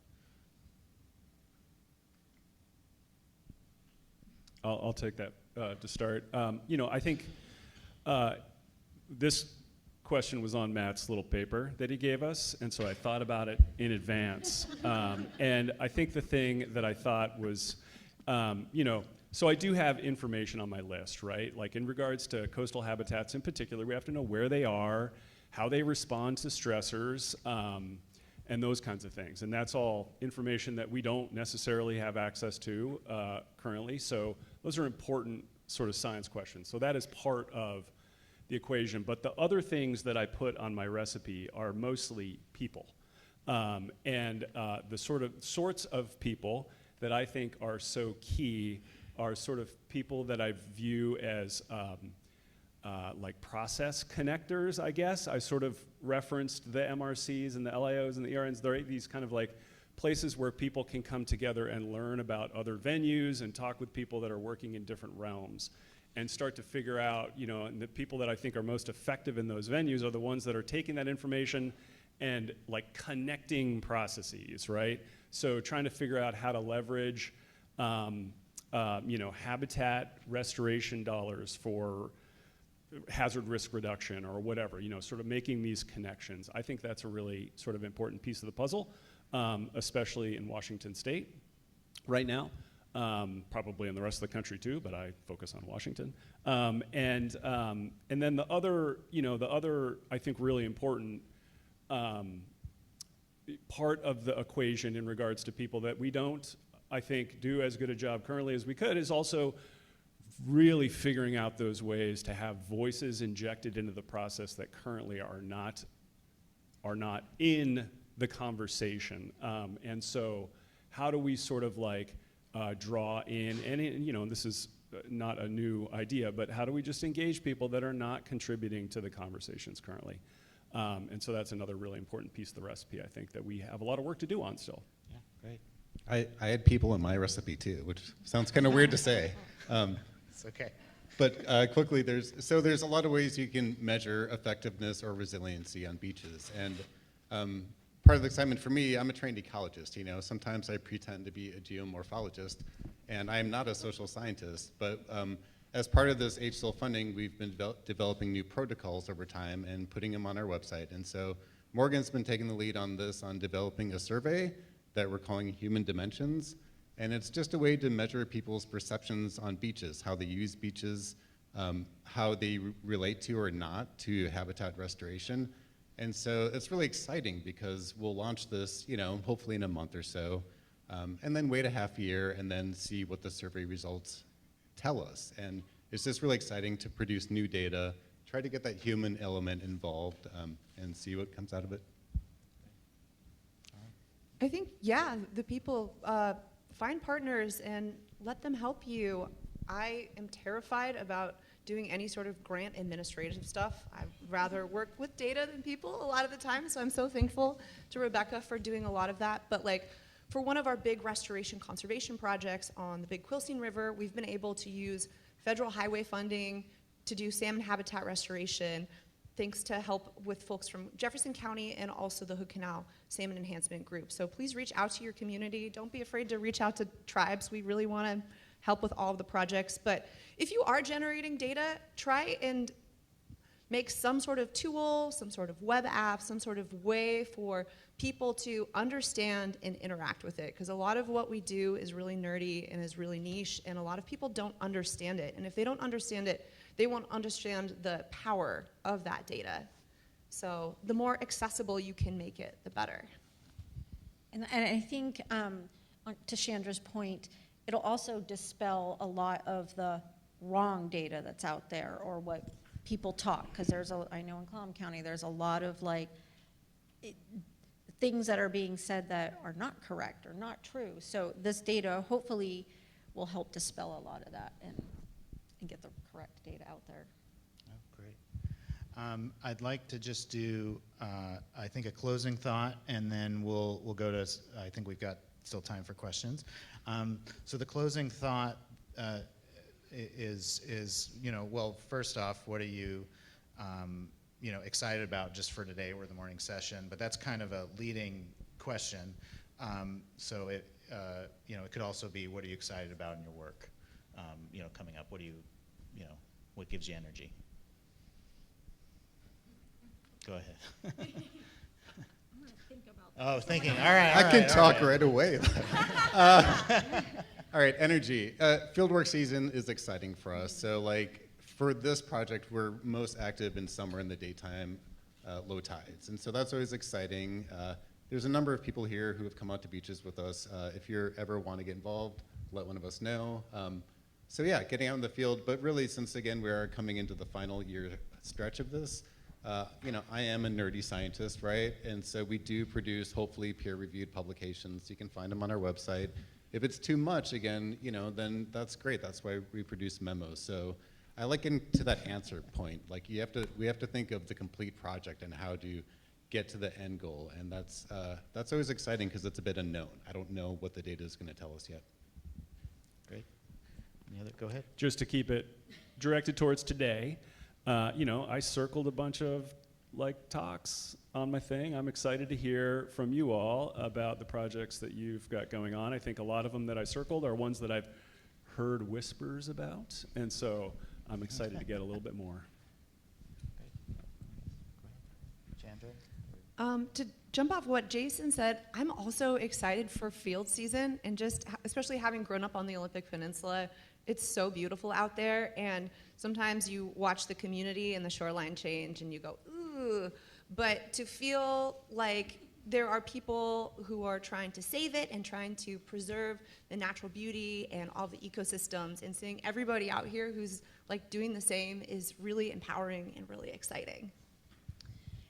So I will say, field work, I don't get out in the field anymore, like I would love to be out in the field more. So having this data hopefully will lead to me getting out in the field more in another project, to work with maybe a landowner to help them become more resilient on their shoreline. Oh, thank you. All right. Well, we do have time for questions, and I'm assuming we have some mic runners, but if anybody has a question, please make yourself visible and known. Got a question over there. Yeah. Hi, so my question is for Ian, and apologies, I did step out for a moment while you were speaking, so hopefully you didn't know how to answer this, but I'm with the Northwest Straits Foundation, and we're getting into a similar kind of project with, that you've done with bluff recession, and also looking at vulnerability as well as setbacks and how we can kind of convince folks to think about moving their homes back. So I'm wondering, in your vulnerability assessment, what are you planning, or if there is plans for kind of taking that out to the broader community, and how you're dealing with sort of that, pinpointing parcel by parcel and the conversations you might have to have with the public? So, our primary communication tool is an online tool.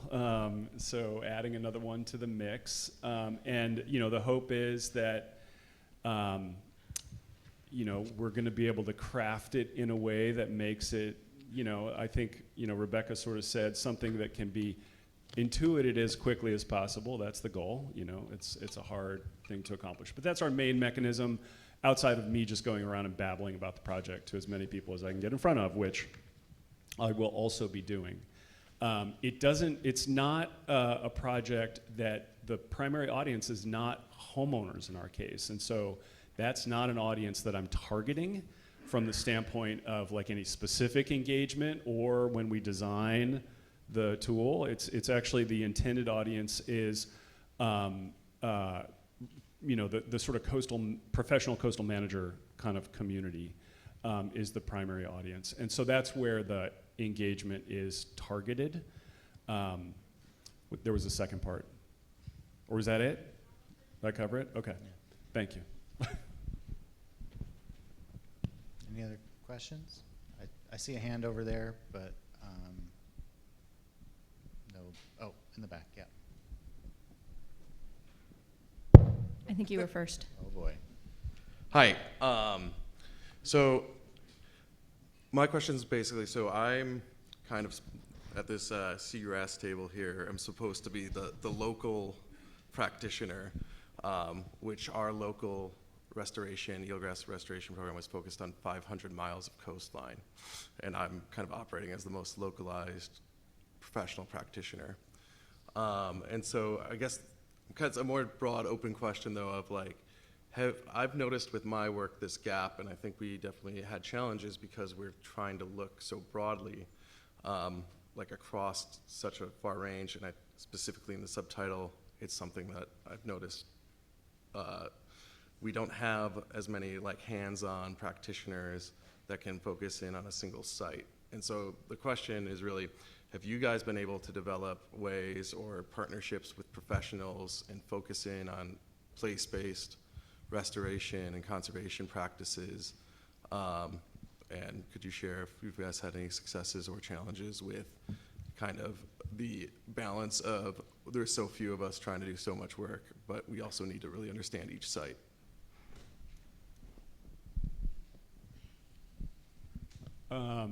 I'll take a stab. Just because I was the first to lift my mic up.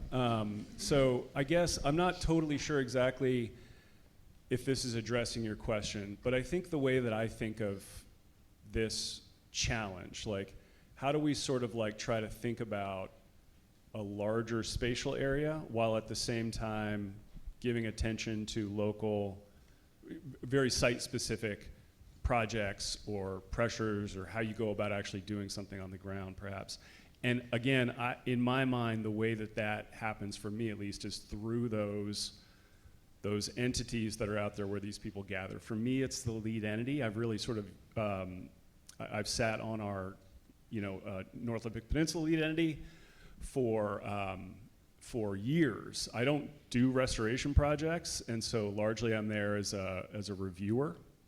But it's been enormously useful to understand where projects are happening and how practitioners are thinking about those projects, and then giving me the language to be able to, ask them questions or learn from them, or even maybe start to think about my own projects or suggest particular things. So that comes to mind potentially as a mechanism that maybe gets to your comment a bit. I have a project that I'm getting some funding, the rest of the funding under contract shortly here, but working on a specific site in Clallam County. And it's just a feasibility site to see what is actually possible, what can we do, and it's going to entail some restoration of the lower portion of the river. There's also a home that got flooded a couple of years ago during that big king tide event. Her whole first floor got flooded. Her septic tank is non-working, so she's pumping that every other month. So trying to work with that. So I'm hoping to, as just a small little play space, to get those results in the next couple of years. I think one thing that I've noticed has been helpful, at least with Jamestown, is that if you have folks who've been working for 30, 40, 50 years, like before they retire, sit down and have coffee with them and really ask them, like, where have you been working? What projects do you know about? What's worked and what hasn't worked? And what were things like in the 70s or whatever? Because found that sort of institutional and local community knowledge is really important for understanding how things have changed, what works, what doesn't, and sort of understanding projects that happened in the past. Yeah, great, thank you. I think we 10:50. One more. Back here. Way back corner, yeah. Hi, I'm Alex Stote with the State Department of Natural Resources, and I would love to hear more, if there's time, from each of you about how you envision practitioners and managers using the results from your work to inform their decision-making processes and potential policies influencing building resiliency in the near shore. Well, I'll start. For Clallam County, I am hoping that when we get this data, that we're working on the critical area ordinance update, which is 2030. So I am hoping that with the results of this data, we can help incorporate that into our new ordinances in the critical area update. Yeah, for us, we're looking at seeing where armoring has increased, especially illegal coastal armoring, and then also planning restoration projects and sort of understanding ecosystem processes, habitat forming processes. I like going down the line, and great question, Alex. Yeah, I think, for us as a scientist trying to relate to policy, again, when you have a broad data set, you can ask different questions, so we're hopeful to analyze the data with these different predictor variables coming into play, like urban gradients. What's the density of the population in certain restored beaches in the area compared to more rural areas, and if that matters. Again, maybe sea level rise, and again, trying to relate it back to the management guidelines that we know about. And so for us, it's really the marine shoreline design guidelines, work like that, where we can really try to provide these measurements of effectiveness of armor removal, placement of logs, sediment nourishment, planting of vegetation, and relaying it all together. And then I'll just add, obviously I have a lot of very specific hopes in regards to like this particular project for use cases, but I think more importantly, one of the things that doing these kinds of projects has the outcome of producing is a little more vague, and that's just having the conversation, right? And sort of like, I think through that conversation, figuring out where the importance of this particular stressor fits in with all the other things that, we're all trying to balance in regards to the responsibilities that we have professionally. And so I think that, in my mind, is a really important and maybe unrecognized goal and outcome. I saw one more, I think, last question over. Yeah, okay. Well, a couple of things. I was interested in the green LiDAR, and you mentioned a bunch of sort of limiting factors related to things like spatial distribution, some lack of communication between parties collecting information, expense, and so is there an issue of getting metrics clearly defined in the collection of this information, or can you sort of adjust the point clouds later to sort of do metrics on the fly? So that's one question. The other one is, are you looking at doing time series? So it kind of sounded like chaotic one and done by a bunch of different people with a bunch of different objectives. But in looking at climate change, morphology is going to be changing, and those changes are accelerating, and we're obviously already seeing that happen. So is there a plan to sort of coordinate doing time series? Because it seems like you would get a lot more precision over the historic data sets, and in addition, you would also be able to do much better modeling, like fluvial transport and that kind of stuff.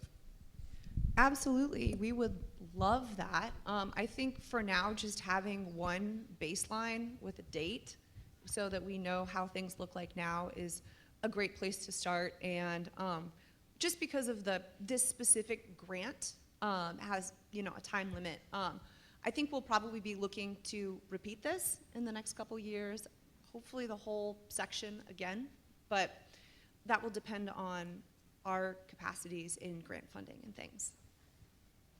Great. All right. Well, I think that's it. No. Next, we have a short break, which is exciting. If you are presenting at the upcoming concurrent session, please make sure you get to your room about 10 minutes early. And so kind of run in front of everybody, grab your coffee first and get to the room early. So our break will go from 10:50 to 11:15. And you can take a look at your program and see what topics and what rooms might be interested to go to. And with that, I just really want to just thank our panel, and please give them a round of applause. Thank you.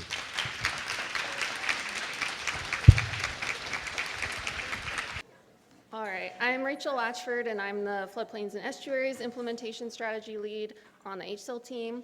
And I'm excited to introduce our speakers in our session today, Growing Programs and Capacity.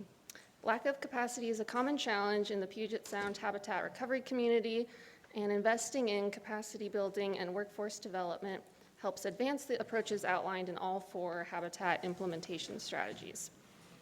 The projects in this session have invested in their capacity to expand coordination and partnerships, create new tools and resources, improve outreach, and help ensure a pipeline of knowledgeable natural resource practitioners. Our first speaker is Shannon Davis, who's presenting on behalf of Friends of the San Juans.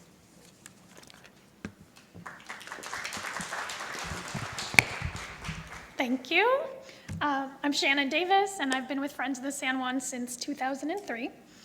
Friends of the San Juan's mission is to bring people and nature together to protect the San Juan Islands and the Salish Sea through education, science, policy, and law. That worked great. Friends is leading this HSIL capacity building project in partnership with the Northwest Straits Foundation and the San Juan Islands Conservation Corps. Our grant builds on our 20 years of salmon recovery efforts, and by adding momentum and resources to reduce shoreline armoring impacts. The Northwest Straits Foundation is focusing regionally across several counties, while Friends is leading the work in San Juan County. The primary goal of this project is to increase shoreline habitat restoration in northern Puget Sound with a focus on public lands. This complements our shore-friendly program, which is focused on private property. We're also working to strengthen relationships with tribes, their natural and cultural resources staff, building capacity among county planners and land managers, and provide hands-on training for Conservation Corps crew.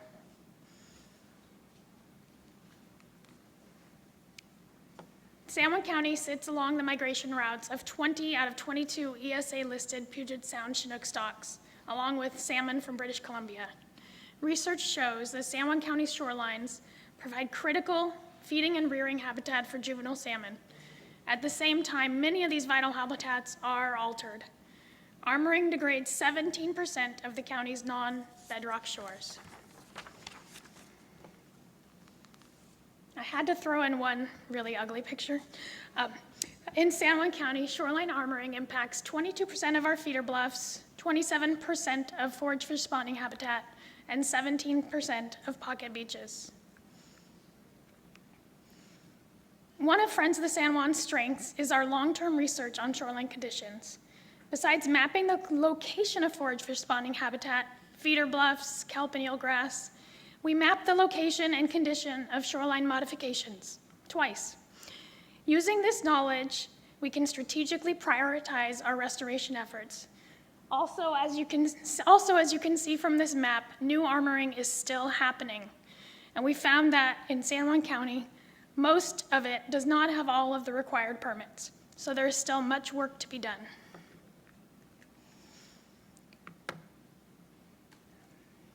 For the next few slides, I'm gonna give you some highlights about what we've done and our accomplishments so far. These restoration cultivation funds, before this grant, were very limited for public projects for us. And HSIL funds have really helped to move our Blakely Marina restoration project forward quickly. The design is complete, permitting is underway, and funding is secured for construction in fall of 2027. The project will restore about 7,700 square feet of nearshore habitat, remove creosote pilings, and also enhance public access. We're also continuing to develop new restoration opportunities with partners like the Town of Friday Harbor, the Port of Friday Harbor, and San Juan County Conservation Land Bank. And last summer, we hosted a restoration boat tour with 21 county, state, and tribal land managers. Included on the tour was what we call restoration ambassadors, who are landowners who've completed a restoration project. We also included Jim Johannesson, a restoration designer and engineering geologist with natural systems design. The tour circumnavigated Shaw Island with stops at restoration sites at several other islands. The trip provided experiential learning about armor removal, beach and wetland restoration, and forage fish habitat. There was also time for discussions on broader topics like southern resident killer whale recovery, tribal partnerships, and climate resilience. And I just want to add that it is a lot easier to get people out on a boat trip than into a meeting room. In addition to professional development trainings for Friends and Northwest Straits staff, we've begun expanding the knowledge and skills of Conservation Corps crew members. In fact, they're at a training right now on invasive weed management with local partners today. We're also excited to host a workshop in the fall to train crews from the San Juans, Washington Conservation Corps, and Earth Corps. The training will focus on shoreline dynamics, cultural resources protection, sea level rise, and shoreline restoration. And what's next? More of this work, building partnerships, outreach with tribes, advancing projects, and expanding capacity. Thank you, and please reach out with any questions.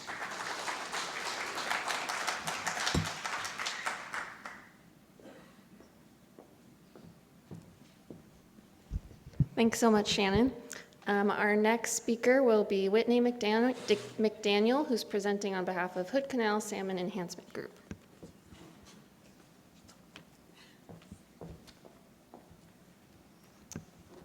All right, hello everybody. My name is Whitney McDaniel, and I'm a project manager with the Hood Canal Salmon Enhancement Group. And today I'm going to be presenting on the Puget Sound Regional Fishery Enhancement Group Capacity Building Project. So this grant is in partnership with all 7 of the Puget Sound Regional Fishery Enhancement Groups. Hood Canal is the primary sponsor, and all the partners are listed here on the screen, and I'm going to quick fire them off as well. We have Nooksack Salmon Enhancement Association, North Olympic Salmon Coalition, South Puget Sound Salmon Enhancement Group, Skagit Fisheries Enhancement Group, Sound Salmon Solutions, and Mid-Sound Fisheries Enhancement Group. And now I will only be using RFEG moving forward. So the primary objective of this project is to expand project manager capacity across all 7 of those RFEGs. Each RFEG has an individual approach on how to accomplish this goal. So some are funding existing project staff, others are hiring new project staff, and some are funding interns and other career readiness initiatives. Additionally, the RFEGs are building a library of shared resources to support project staff and are hosting staff trainings. and networking events to support the ongoing development of project managers. I want to highlight some of the achievements that we've had as a result of this grant so far. So last fall, we had our biennial RFEG retreat, which was supported by this funding, and it allowed 26 Puget Sound project managers to attend and receive really great professional trainings and educational site visits. Next, we have been able to create 10 job and internship positions. I'm especially grateful for this metric because I'm standing here today as a project manager due to this funding. I started at Hood Canal over 4 years ago as an education outreach coordinator and was really eager to step into this role and advance my career. And I know other folks are really grateful for the funding for that reason as well. We have been holding monthly project manager collaboration meetings in which we can share resources and knowledge, brainstorm together, help problem solve. And so we've held 9 of these so far and look forward to continuing them in the coming months. And then we have had 4 different workshops. We've had like a Contracting 101 workshop and a training for building partnerships with tribal communities, just to name a couple. And we have more events being planned for the future. So having this funding has really increased the RFEG's capacity to take on more salmon recovery projects. So we asked each partner to share a quick snippet of what their HSIL supported staff are working on, because I know it's not as exciting to just talk about how we're funding staff, but what are those staff doing? So I'm going to also quick fire some of the projects that folks are working on.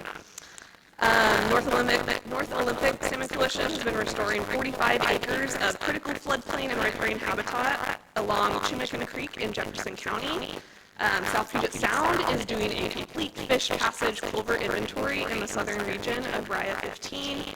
Skagit is conducting extensive spawner surveys on their sites. Nooksack is doing riparian plant monitoring. All of this monitoring is really great for informing how to be more effective at their project sites. Mid-Sound is doing bulkhead removal with shore-friendly Kitsap. Sound Salmon Solutions has been restoring 10.5 acres of degraded habitat on Cherry Creek and its tributaries. Hood Canal is investigating restoration feasibility and habitats to support ESA-listed summer chum, like the project I'm working on in Lillowop. So yeah, a lot of really excellent work is being done by the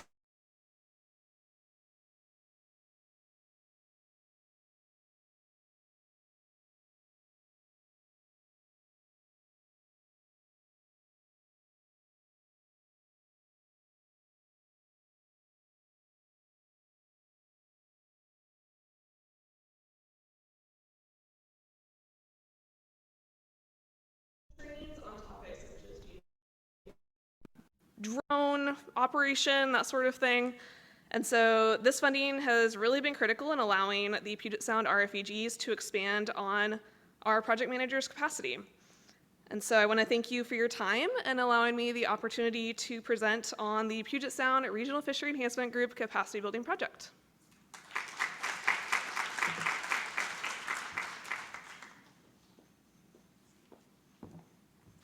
Great, thank you, Whitney. Our next speaker will be Adam High, who is presenting on behalf of North Olympic Salmon Coalition.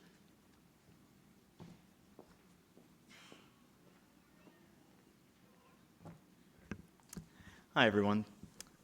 Thank you very much for your time today. My name is Adam High. Thank you, Whitney, for introducing RFEGs. I was not kind enough to include a slide explaining. So I'm with the North Olympic Salmon Coalition. Our HSIL grant is a little bit of a younger one. We're 5 months into implementation, rounding the corner of 5 months. But this is a capacity building grant for a pretty capacity limited area. Our grant's goals were to provide an opportunity to both manage projects as well as seek funding to create more sustainable organizational portfolios for all of the partners that we're working with. So our core goals were to hire a new project manager, that would be me, and then the onboarding of that project manager, getting them plugged into all of the things that NOSC is doing around the North Olympic area. So far we have 2 new projects out to bid right now. That includes one a converted wetland, now abandoned farmland area in the Chimicum River Valley, or Creek Valley, We're dealing with overcoming reed canary grass and the old floodplains that that area is prone to, as well as a more traditional tidally influenced culvert replacement. So I was able to apply for 4 grant applications in 2026. That is so far. So that consists of 3 FBRB grants and 1 National Fish Passage Program grant.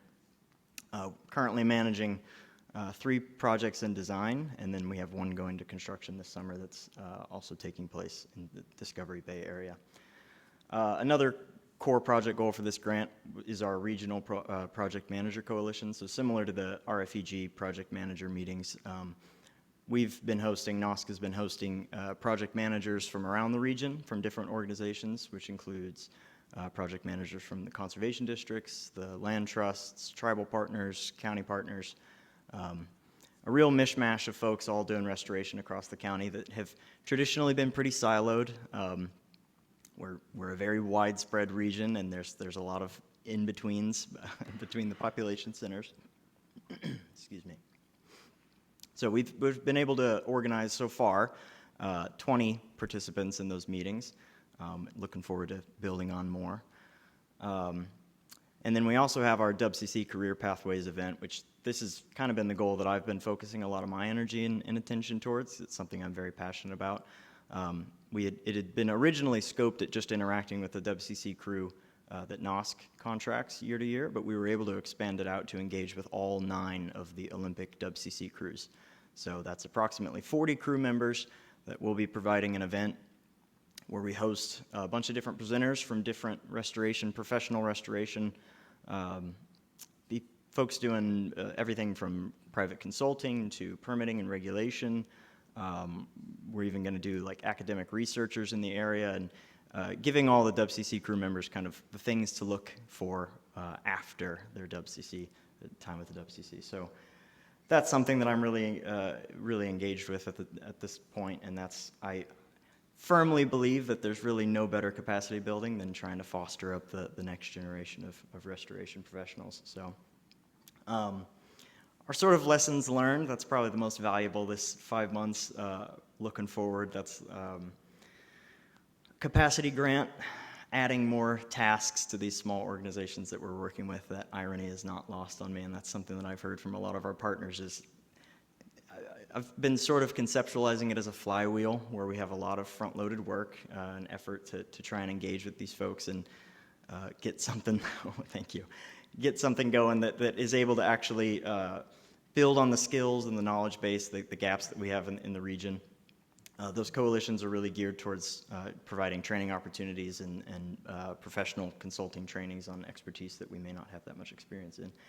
I've also really focused on the heavy task of not putting the burden of creativity on our partners. A lot of these people are 1 to 2 people crews that we're engaging with and providing these subawards, and we're kind of asking this question of, here's your award, now what do you want to do with it? So we've really been focusing on collaborating and coming up with how we can all engage with each other and creating a better outcome for the entire region. So as well as the orientation and onboarding for myself, keying in on an organization that's been running on a really kind of a skeleton crew for 20 years onward has been tough, but focusing on really precise, measurable goals and deliverables has been pretty key in that. So, and that is all I have for you. So thank you very much for your time.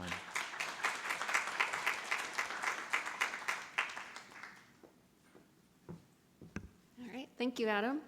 Our next speaker will be Jackie Silbitska, who will be presenting on behalf of the Reef Check Foundation.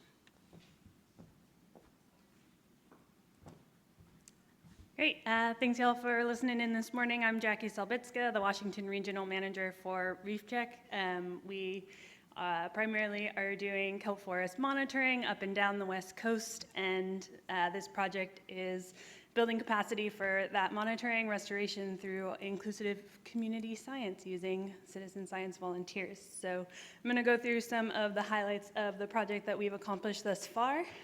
The first being that we were able to hire an additional staff in the region. So We onboarded a volunteer coordinator, Sean Augustine, who came to us as a local dive professional and was one of our volunteers on the team since our inaugural season in 2022. And him joining the team has allowed us to increase our ability to lead trainings and get more volunteers out to survey sites throughout the summer survey season. Because of that, in 2025, we were able to lead 2 training courses with about 30 new reef check divers and recertify 20 of our volunteers from previous seasons.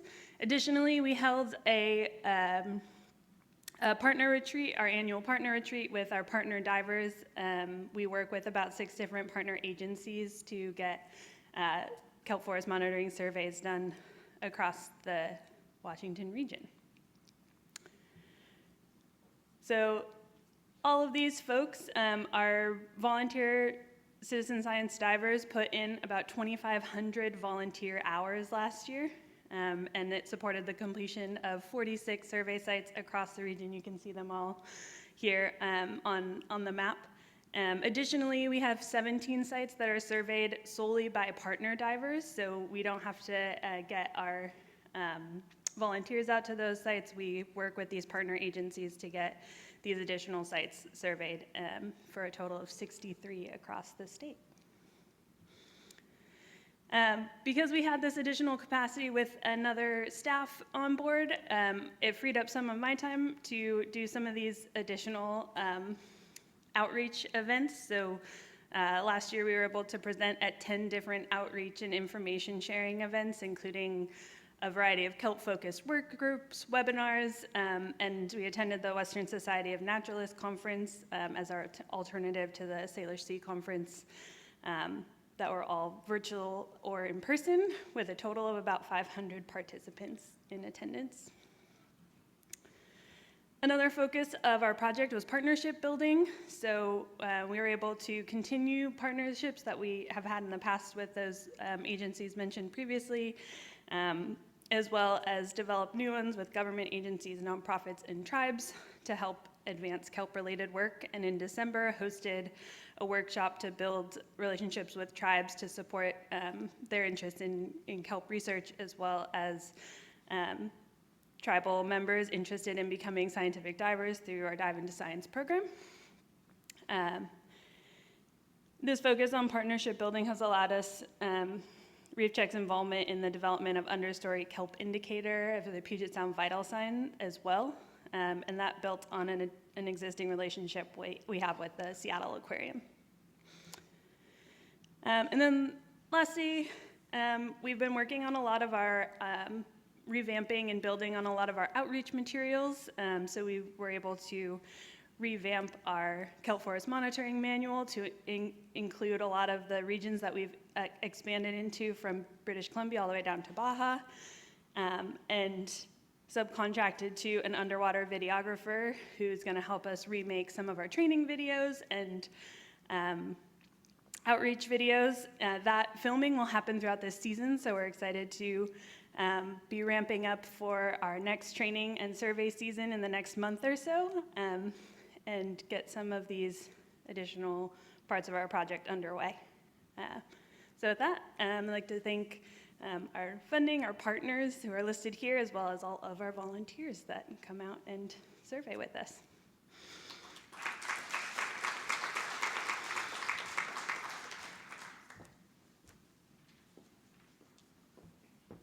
All right, thank you, Jackie. Our next speaker will be Michael Kern with the University of Washington, Tacoma, Puget Sound Institute.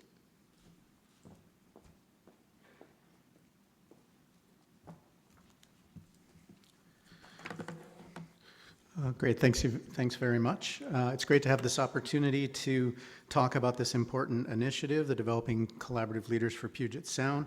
I just wanted to point out that there's a URL and QR code on the upcoming slides to our program website for more information on anything that I mentioned. I've also got a couple of one-pagers on the table in the back if you still appreciate the miracle of printed paper. And so let's get with this lightning talk. See if the slides are working. Great. So for the past several years, I've led a program at the University of Washington's Puget Sound Institute to document the state of Washington's role as the both birthplace and continued leader, and I've got a few examples here, some of which you'll be very familiar with, of multi-party collaborative natural resource policymaking. So the goals of this collaborative leadership program have been first to capture this unique and important history, and then to build on that work to foster collaborative leadership for the future. So I've had the honor of leading a talented team of partners on this particular project that's part of that program. There's myself, the Director of Special Projects at the Puget Sound Institute, and you can go to the website to learn more about myself. But also, we have Zoe Barsness, who's the faculty regent at University of Washington and faculty program director for the UW Milgard School of Business. And we have Steve Page, who is a faculty member at the UW Evans School. We've got Scott Linklater. Let's see if my clicks are going along with me. Yeah, Scott Linklater is the leadership program director from the Ag and Forestry Foundation's Agriculture and Forestry Education Foundation. Student program lead Lisan Tebebe from UW Earth Lab, and then several colleagues of mine at Puget Sound Institute, Amy Kinney, Mario Canogia, and Chris Wright.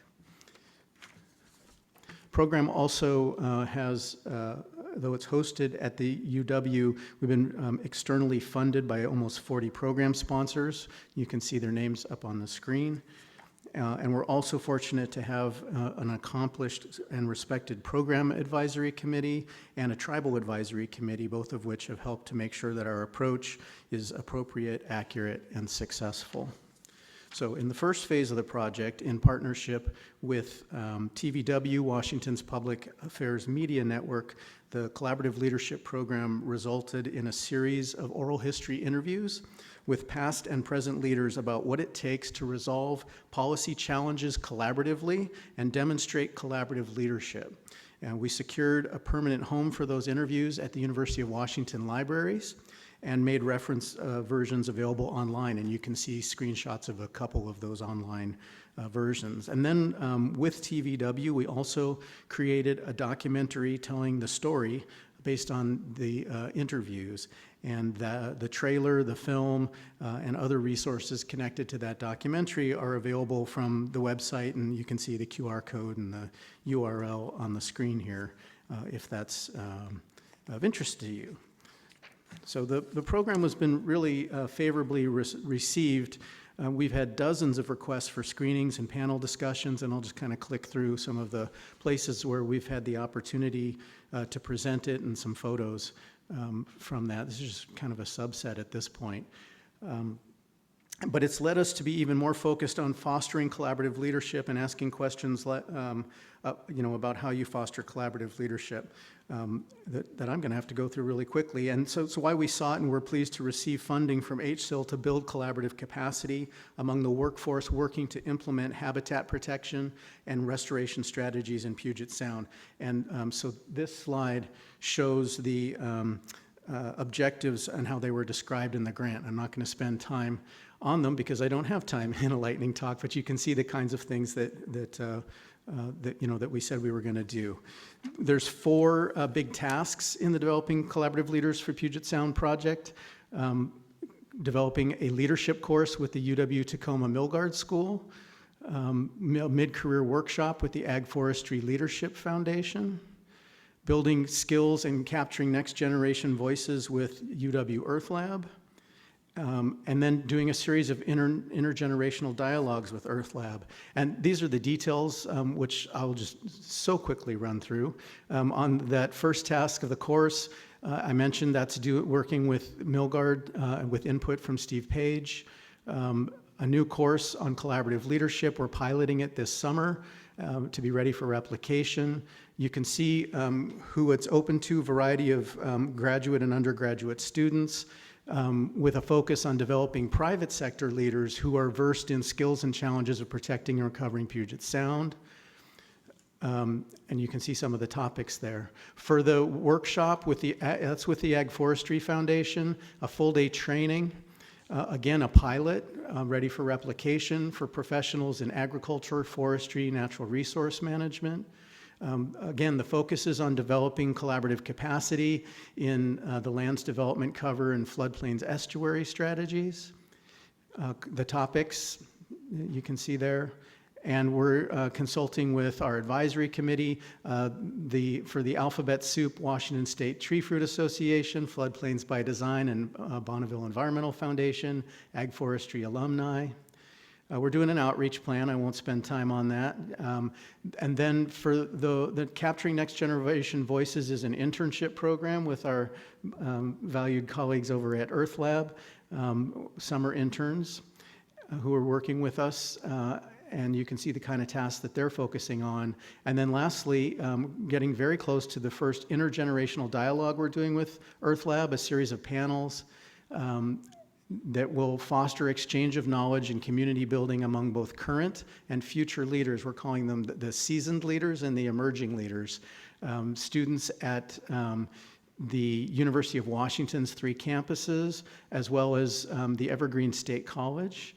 And the topics, the way that is structured is interactive skill building, historic video case studies, panel discussions relevant to the location, and multi-generational small group dialogues. So if we had time, I would love to engage in questions and discussions with you, but maybe we'll have a little bit more time, and I'm more than happy to do more in the follow-up. So, thanks.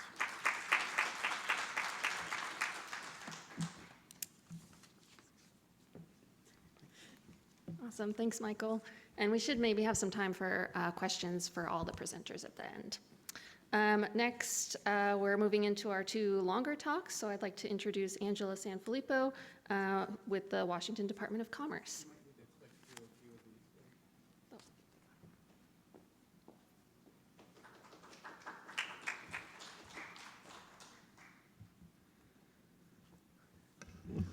All right, thank you. I'm Angela Sanfilippo with the Department of Commerce. I'm the Ecosystem Services Program Manager with Commerce's Growth Management Unit. I'm going to be talking about transfer of development rights and landscape conservation and local infrastructure programs in the Puget Sound region. So thanks to Allan for sort of softly introducing this topic earlier, and forgive me if I repeat some information, but if you're anything like me, if I'm learning something new or maybe revisiting something that I don't use on a daily basis, it is nice to have refreshers. So forgive me for anything that's repetitive. So before I get started, I'm just going to take a moment to introduce folks to the Department of Commerce. At Commerce, our mission is to strengthen communities through all aspects of community and economic development. We have hundreds of programs, services, and funding opportunities, all focused on strengthening communities across Washington State. Within our growth management unit, of which I work, our mission is to assist and guide local governments, state agencies, and others to help manage growth and development consistent with Washington State's Growth Management Act. So before we jump into the project itself, I want to introduce both TDR and LCLIP. So while some may be familiar with some of these concepts, for others they're going to be relatively new ideas. TDR is a voluntary, market-driven tool based on incentives that enable the movement of the right to develop from one property to another. As a landowner, we all know there's a number of rights that come along with your property, including the right to develop the land consistent with underlying zoning and other regulations. In a TDR program, the development rights associated with a property can be bought and sold and therefore help generate revenue for a rural landowner.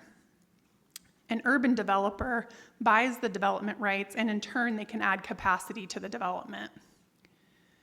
With the purchase and sale of development rights, the rural property is conserved, and the development rights that have been sold no longer apply to that property, and thereby conserve the property in perpetuity. There's many potential benefits of TDR programs that align with habitat recovery outcomes, but each individual jurisdiction may participate for a variety of different reasons and have specific goals that they use that TDR tool to achieve. So some of those benefits will be protecting farmland, forests, and rural character, helping achieve Growth Management Act goals of reducing sprawl, and helping to support smart, compact growth by directing new development to areas that already have services and infrastructure. Can also help to enhance climate resilience and environmental protection through keeping farmland and forests intact. And also in a lot of cases helps to promote regional collaboration that fosters regional growth management strategies that align housing, transportation, and conservation goals. The Landscape Conservation and Local Infrastructure Program, or LCLIP, takes the concept of TDR further by creating a financial incentive for cities to participate. LCLIP authorizes cities to access a form of tax increment financing in return for the creation of a TDR program and the acceptance of a specified amount of regional development rights. In exchange for the placement of development rights, the jurisdictional county agrees to contribute a portion of its regular property taxes to the sponsoring city for up to 25 years. This revenue then is directed to infrastructure investments that help to support the growth where the development rights are placed.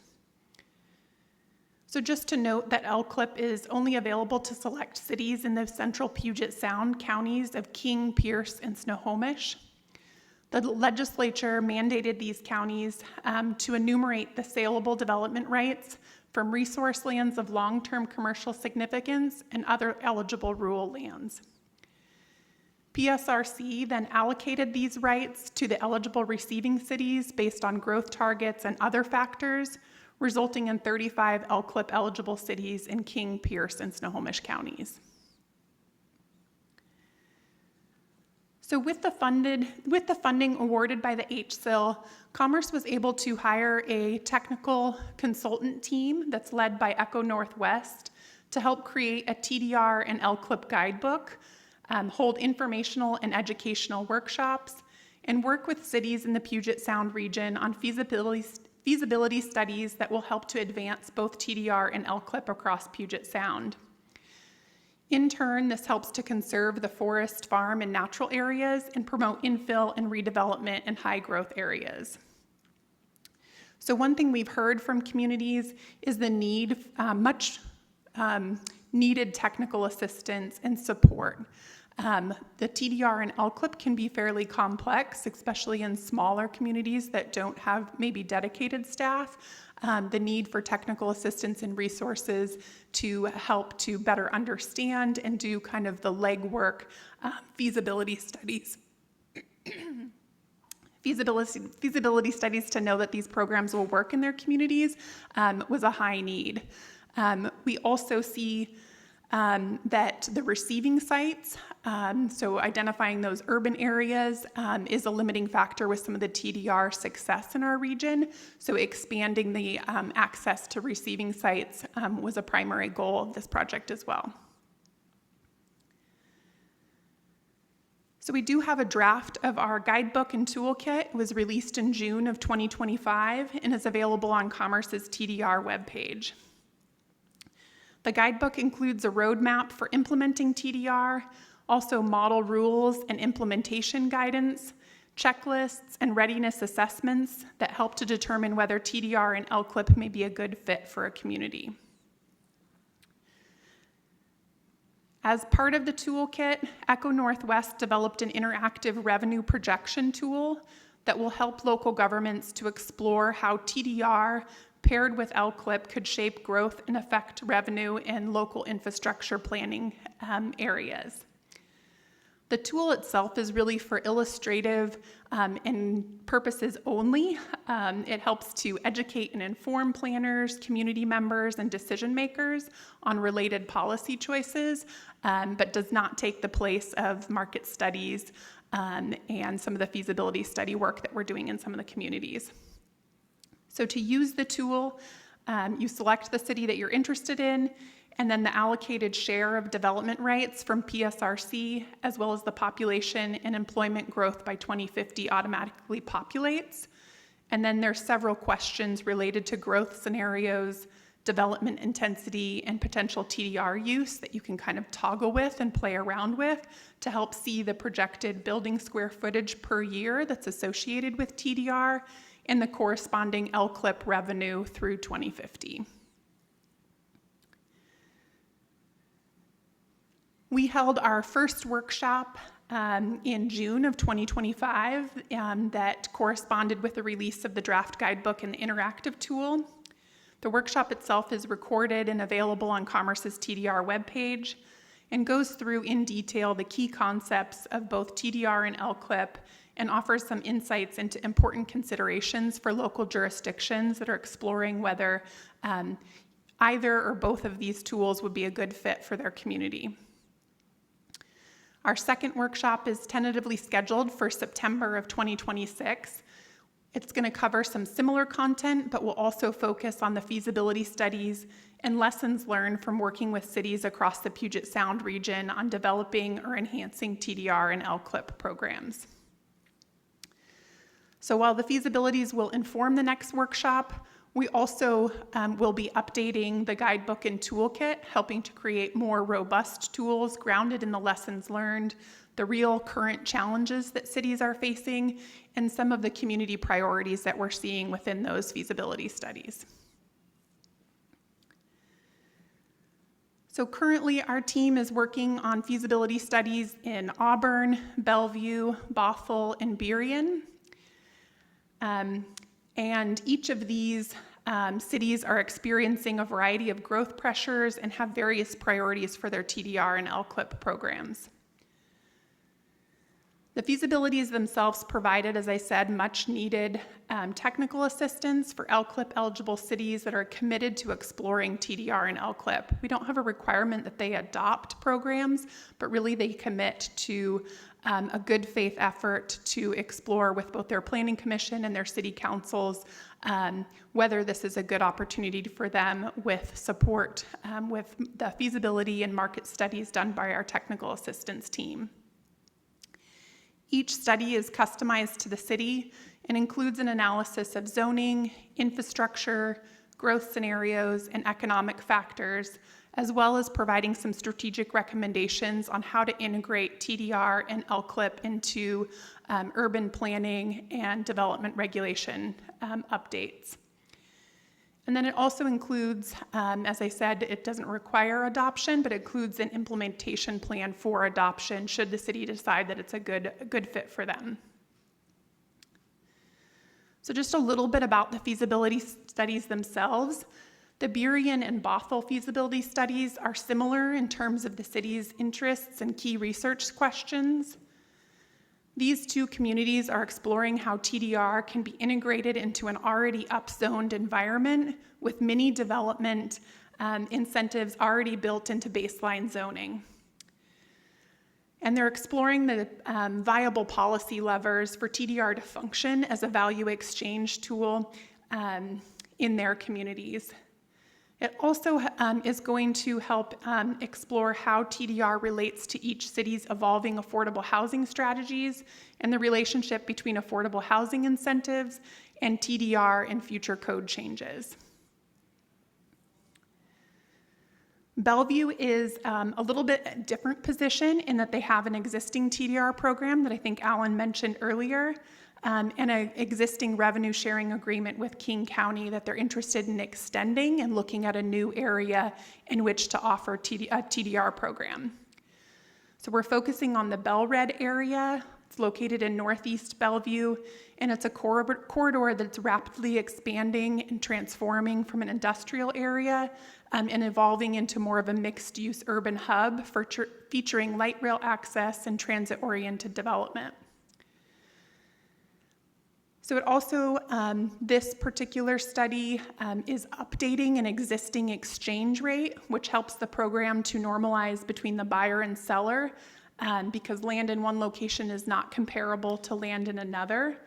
So the exchange rate should really result in the landowner that's willing to sell development rights accepting an amount for those development rights that's roughly equivalent to what the developer is willing to pay for those development rights. So that exchange rate is a really important tool to implement an effective TDR program.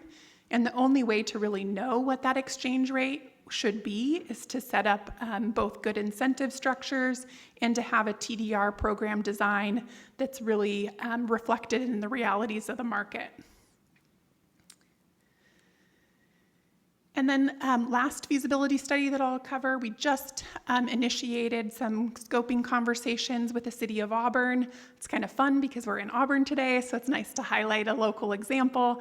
But we just initiated this, as I said. Auburn has one large development project and a sub-area plan that they're currently working on that they're exploring TDR, as well as some additional high-density areas throughout the city that they're interested in exploring both TDR and LCLIP potential.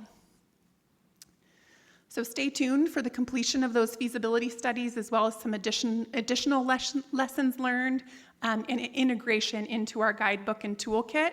And I hope to see some of you this fall for our next TDR and LCLIP workshop. Thank you.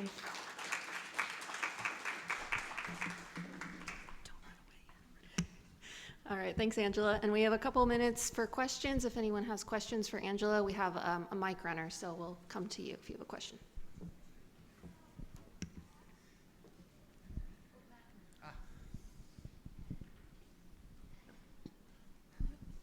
Hello, I'm Ellen Chapelka, a coastal resilience specialist with the State Emergency Management Division. I was wondering if you could speak a little bit more about what the incentives could look like for this in the areas that have already upzoned, and how do you keep doing this in areas that are dense?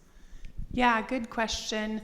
So incentives can come in a variety of different forms. Lots of times it is an increase in either residential or commercial capacity, so additional residential units, additional floor area ratio for a commercial building, additional height potentially, so you can build a little bit higher. You can also decrease parking requirements. So it can come in a variety of different ways, but those incentives obviously need to be built on the existing kind of development environment, and then also thinking about base zoning as well as other incentives that might be in the area. So just kind of meeting a community and development kind of market where it's at a little bit, but those are some examples.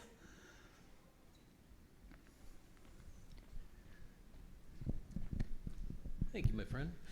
Hi, Jay Kranitz with DNR.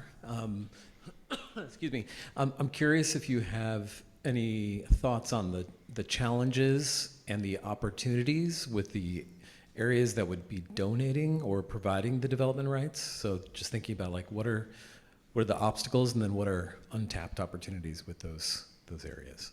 Yeah, good question. Yeah, that's a good question, something to think about. I think some challenges may be, and we've seen this in some communities where not only do we need to have programs in place, but you need the administrative kind of component at the local level to really be able to speak to the program and be able to implement the program, and talk about local conditions with landowners. So I think in some areas, some of the challenges have been maybe not having that kind of local knowledge and expertise and ability to work with folks on that level. I think for a rural landowner, I think it's also really about getting that exchange rate right. So thinking about a kind of small farm, something like that, single family home, there may be one development right, the ability to develop one additional unit, something like that is not equivalent. It's not a one-to-one ratio between that and adding like one additional unit in a large apartment building. So getting that exchange rate and making sure that you're adding value for both the developer as well as that rural landowner, and making sure you're revisiting that, right? Because those exchange rates, as I said, in like Bellevue's case where we're revisiting that, you're going to have to revisit those regularly. Markets change, land values and that kind of thing change as well. So just staying current, I think, is another challenge. Yeah, Allan. Thanks, Angela. I have two questions. Well, let me start by saying congratulations. That's fair. Yeah. Congratulations on adding Auburn. You know, that's news since even last month when I last saw the presentation. I know it's early in your project, but looking at the feasibility studies, looking at the cities you're working with, do you have a sense of, and I know it's not a requirement, but do you have a sense of if some of them are leaning towards adopting TDR programs? Yeah, good question. We have met with both Berrien and Bellevue's Planning Commission so far, and so that's to really introduce the projects, introduce kind of the policy decision-making that the Planning Commission and City Councils will have. And I would say there's a lot of interest. We haven't met with City Councils yet, but from the Planning Commission level, it seems like there's a lot of interest in the programs, which is great. We, I think, expected maybe some harder questions and some pushback, but I think there was a lot of interest there. So I think we're on a good track, but I don't have a good sense of, because our feasibility studies aren't done, making sure that the market demand and some of these other things kind of fall in place as well. That's great. My second question is kind of, there's 29 TDR programs that already exist throughout the state. And I know that your program and PRSC are focused on the central Puget Sound region and that kind of regional approach. But for the counties outside of that, is there lessons to be learned from the tax increment financing where that's being applied at the central Puget Sound regional approach, but could that be applied between a county and a city TDR programs just directly outside of, you know, could those incentives be developed outside of the central Puget Sound collaborative approach? Yeah, good question. I don't know if I have an answer for that, but I think I will bring that back to Morgan. He's kind of our LCLIP TIF expert, so thinking through how that might work.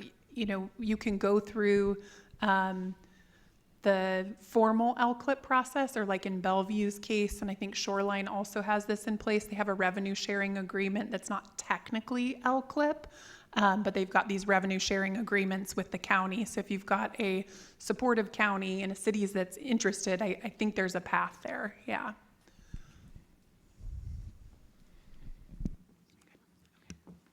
Thanks, Angela. Great questions, everyone.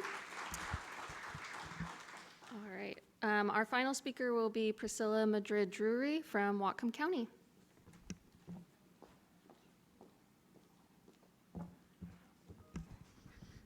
All right. Good morning, everyone.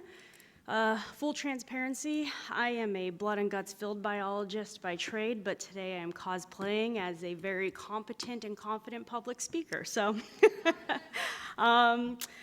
I'm Priscilla Madrid-Drury. I am a fish biologist with Whatcom County Public Works, and today I'm going to be presenting on our HSIL funded title, Capacity to Expedite RIO 1 Culvert and Fish Barrier Prioritization Design and Implementation.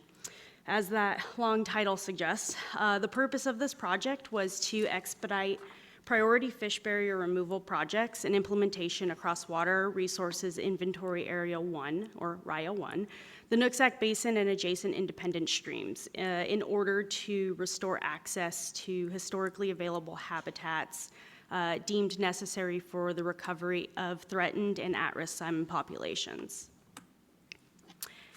And so for a bit of background here, the Bridge and Hydraulics and Natural Resources Divisions of Whatcom County Public Works teamed up to form a fish passage program dedicated to making more consistent progress remediating county-owned culverts that block fish.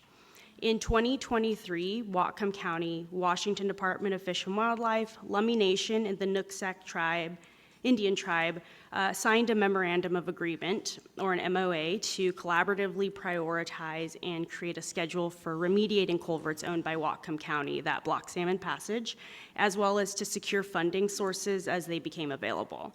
So we felt that this collaborative working relationship was the most productive way to contribute to the county's part to achieving the Salmonid Recovery Plan goal to restore access to 90% or more of historic anadromous salmonid habitats, as well as to meet the county's obligation under state statute and our commitments under the 2005 Salmonid Recovery Plan to provide fish passage at county-owned structures. So, informed by these actions, our program goals under this grant were aimed to build capacity for the fish passage program, create a strategy for addressing county-owned fish passage barriers, and coordinate across RIO 1 with our key partners and collaborators to correct fish passage barriers. Our key partners in this are the salmon co-managers, which in this case are the Nooksack Indian Tribe, Lummi Nation, and WDFW. So the photo here shows an undersized and perched culvert at one of our project sites, Kenny Creek. And this is just one of the many examples of the culverts that the county has and will continue to address. And I just ask that you keep this image in your mind as we will come back to this later. So building capacity, building a program, what we accomplished. We leveraged grant and local funds to build out our staff to increase capacity in a growing program. With those funds, we hired staff, which included a fish biologist in our natural resources division, and that would be me, and a fish passage engineer in our bridge and hydraulics division. This really strengthens the program with technical know-how for how to do barrier assessments and design for our county projects. We are also providing local funding to support both tribes with their help and collaboration in these efforts, and that's to help offset the cost of their participation, where they further bolster our team by adding a lot of local experience and knowledge. So, So as a result of this built capacity and funding, it supported the work for us to refine our previously completed RIO 1 culvert inventory and initiate progress in a local prioritization strategy to help us meet those local salmon recovery plan goals. Alrighty. And then for our program goal to create a strategy to address county-owned barriers, we really aspired to create a strategic conveyor belt of county projects in all phases of development, targeting priority species and geographic areas to help achieve those RIO 1 salmon recovery goals.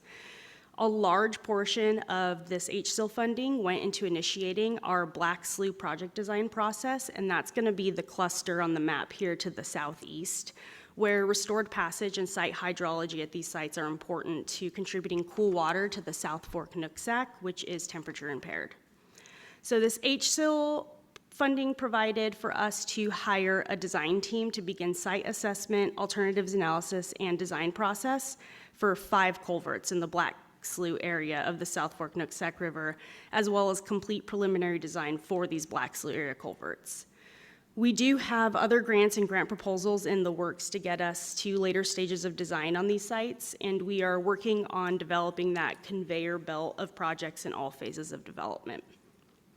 And while not specifically part of this grant, but largely, in all capitals, a result of it enabled by increased staff capacity in the Public Works Fish Passage Program, we were able to begin site assessment, alternatives analysis, and preliminary design on 11 sites under AOP funding, and get through construction and site restoration for the Kenny Creek project, where a 115-foot bridge replaced a 5-foot culvert under 23 feet of fill under a county road. And this completed project has opened over 4 miles of historically accessible salmon habitat, provides wildlife movement, and improves public safety. So lastly, our program goal for coordination. We work very closely with the fisheries co-managers to target priority species and geographic areas to help, again, achieve those RIO 1 salmon recovery goals.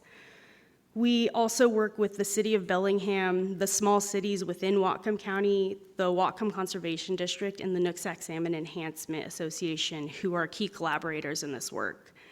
Our twice yearly watershed coordination meetings also include WashDOT, Department of Natural Resources, BNSF, and Whatcom Family Farmers. So what we accomplished under this HSIL award was quite a bit.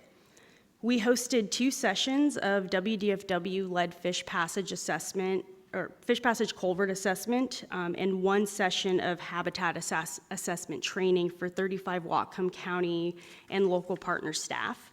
The goal here was to help build local expertise and increase our ability to assess and reassess barrier sites to aid prioritization, guide implementation, and measure effectiveness of our current and future projects.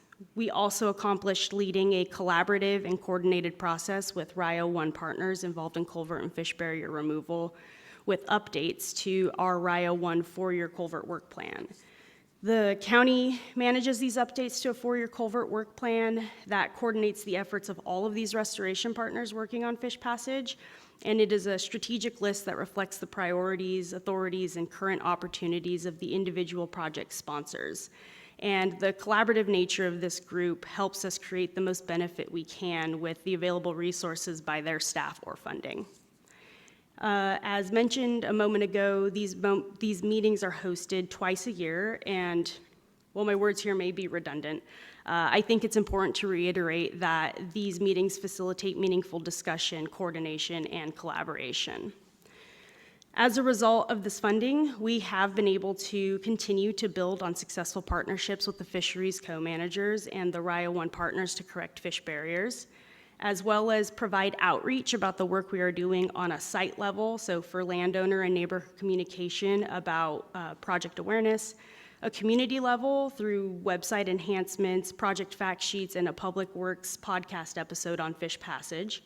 And through much shared effort, we developed and published a story map about the county and the partners' work to open the way for salmon, and attended and presented at the RIO 1 Salmon Summit in 2025 with attendance from over 200 of our regional practitioners.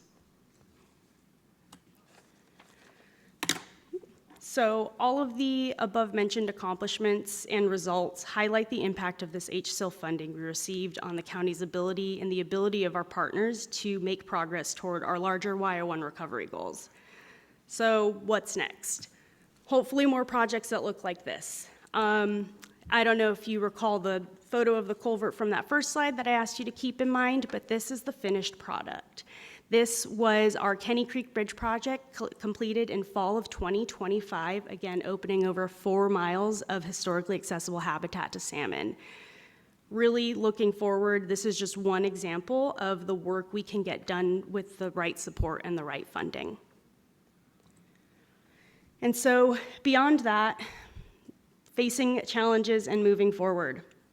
Currently, unstable local, state, and federal funding challenges our program continuity and our ability to create that conveyor belt of projects that I had spoke about for running smoothly and consistently putting out projects.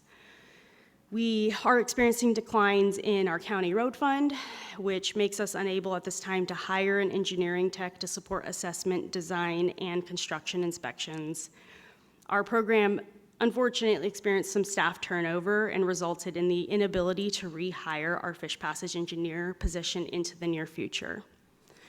But with that being said, and looking to the future, at the end of our HSIL grant award, which is coming up in 3 months, we will begin pushing one of our Black Slough culverts to final design under our Brian Abbott Award.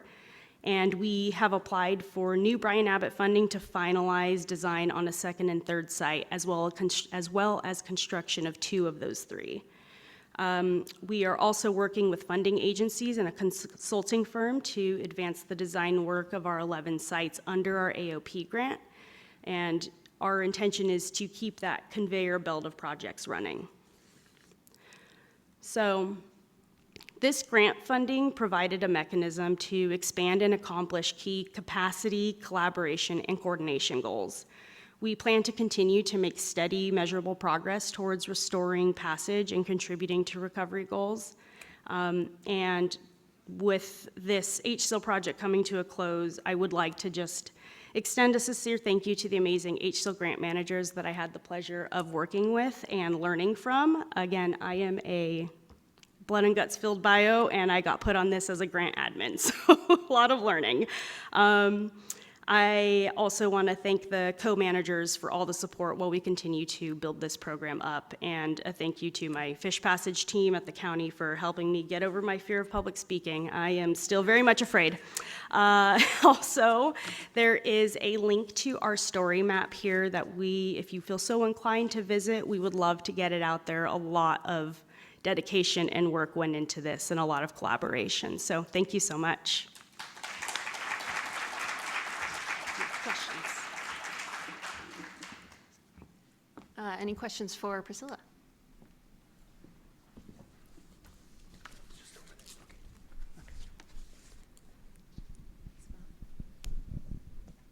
Hi, Priscilla. I'm wondering, with accelerating delivery of your projects, did you guys at all look into considering any aspects of WSDOT's model, like bundling projects or like looking at design bid build models?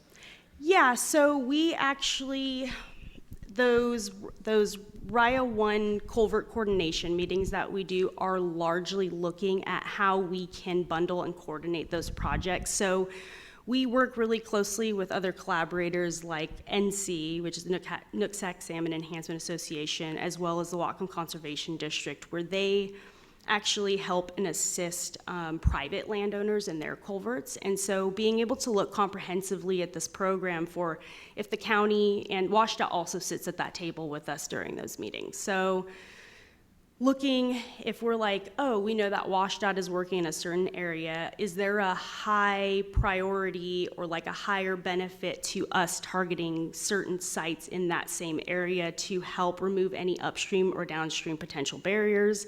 And then also sort of employing the help and collaboration with NC and WCD to assist in those private landowners. And so it really is largely a collaborative project. The unfortunate truth of it is even those super like ready build designs, like just precast culverts, it's all costing a lot more money. So without the right funding sources for us, that's kind of been a harder way, but we are really trying to amplify that bundling of projects to be as efficient and effective as we can. So.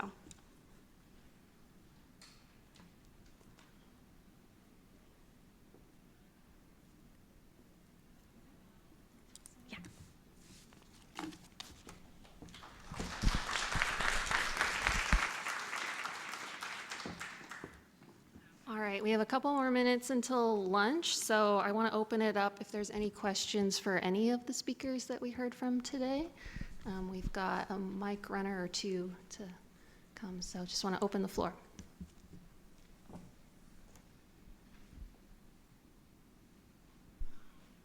There we go. Okay. Thanks, Matt. Sorry, I was a little too shy to raise my hand the last time, but this is for our last presenter. When you guys were getting to the design phase for some of the projects you're doing, were you and the tribes also thinking about climate change as part of the design? And is that something that you guys want to incorporate when you're building for the future?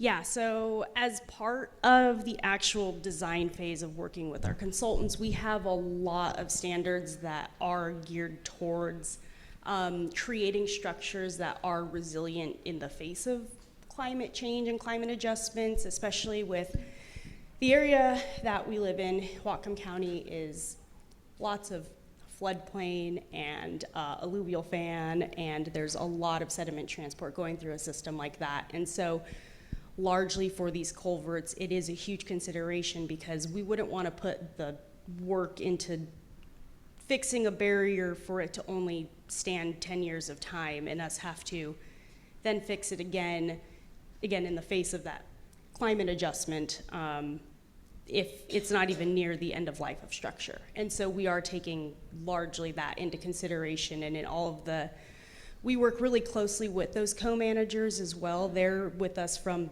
the beginning to end, providing comment on all of our alternatives analysis, our design, and providing comment. We do site visits regularly for any proposed site or anything that we are going to be currently and actively funding for projects.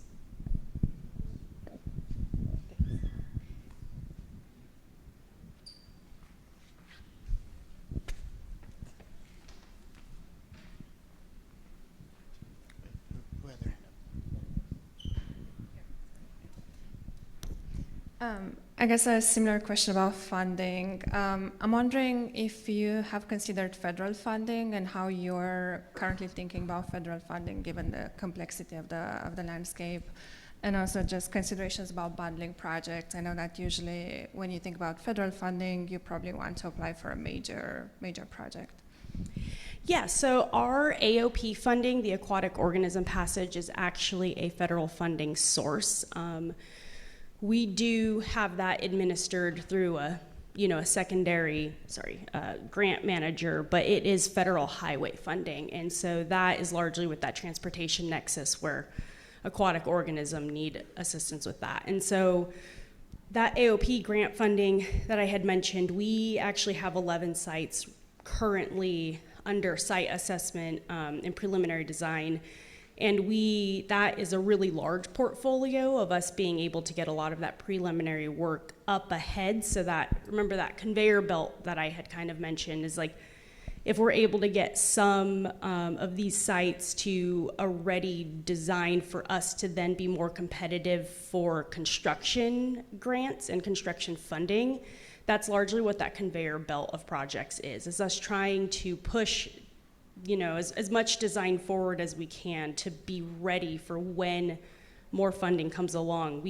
We're like project ready to then push those into construction so that we're hopefully getting more than one culvert done every 10 years. All right, thanks for the great questions, everyone.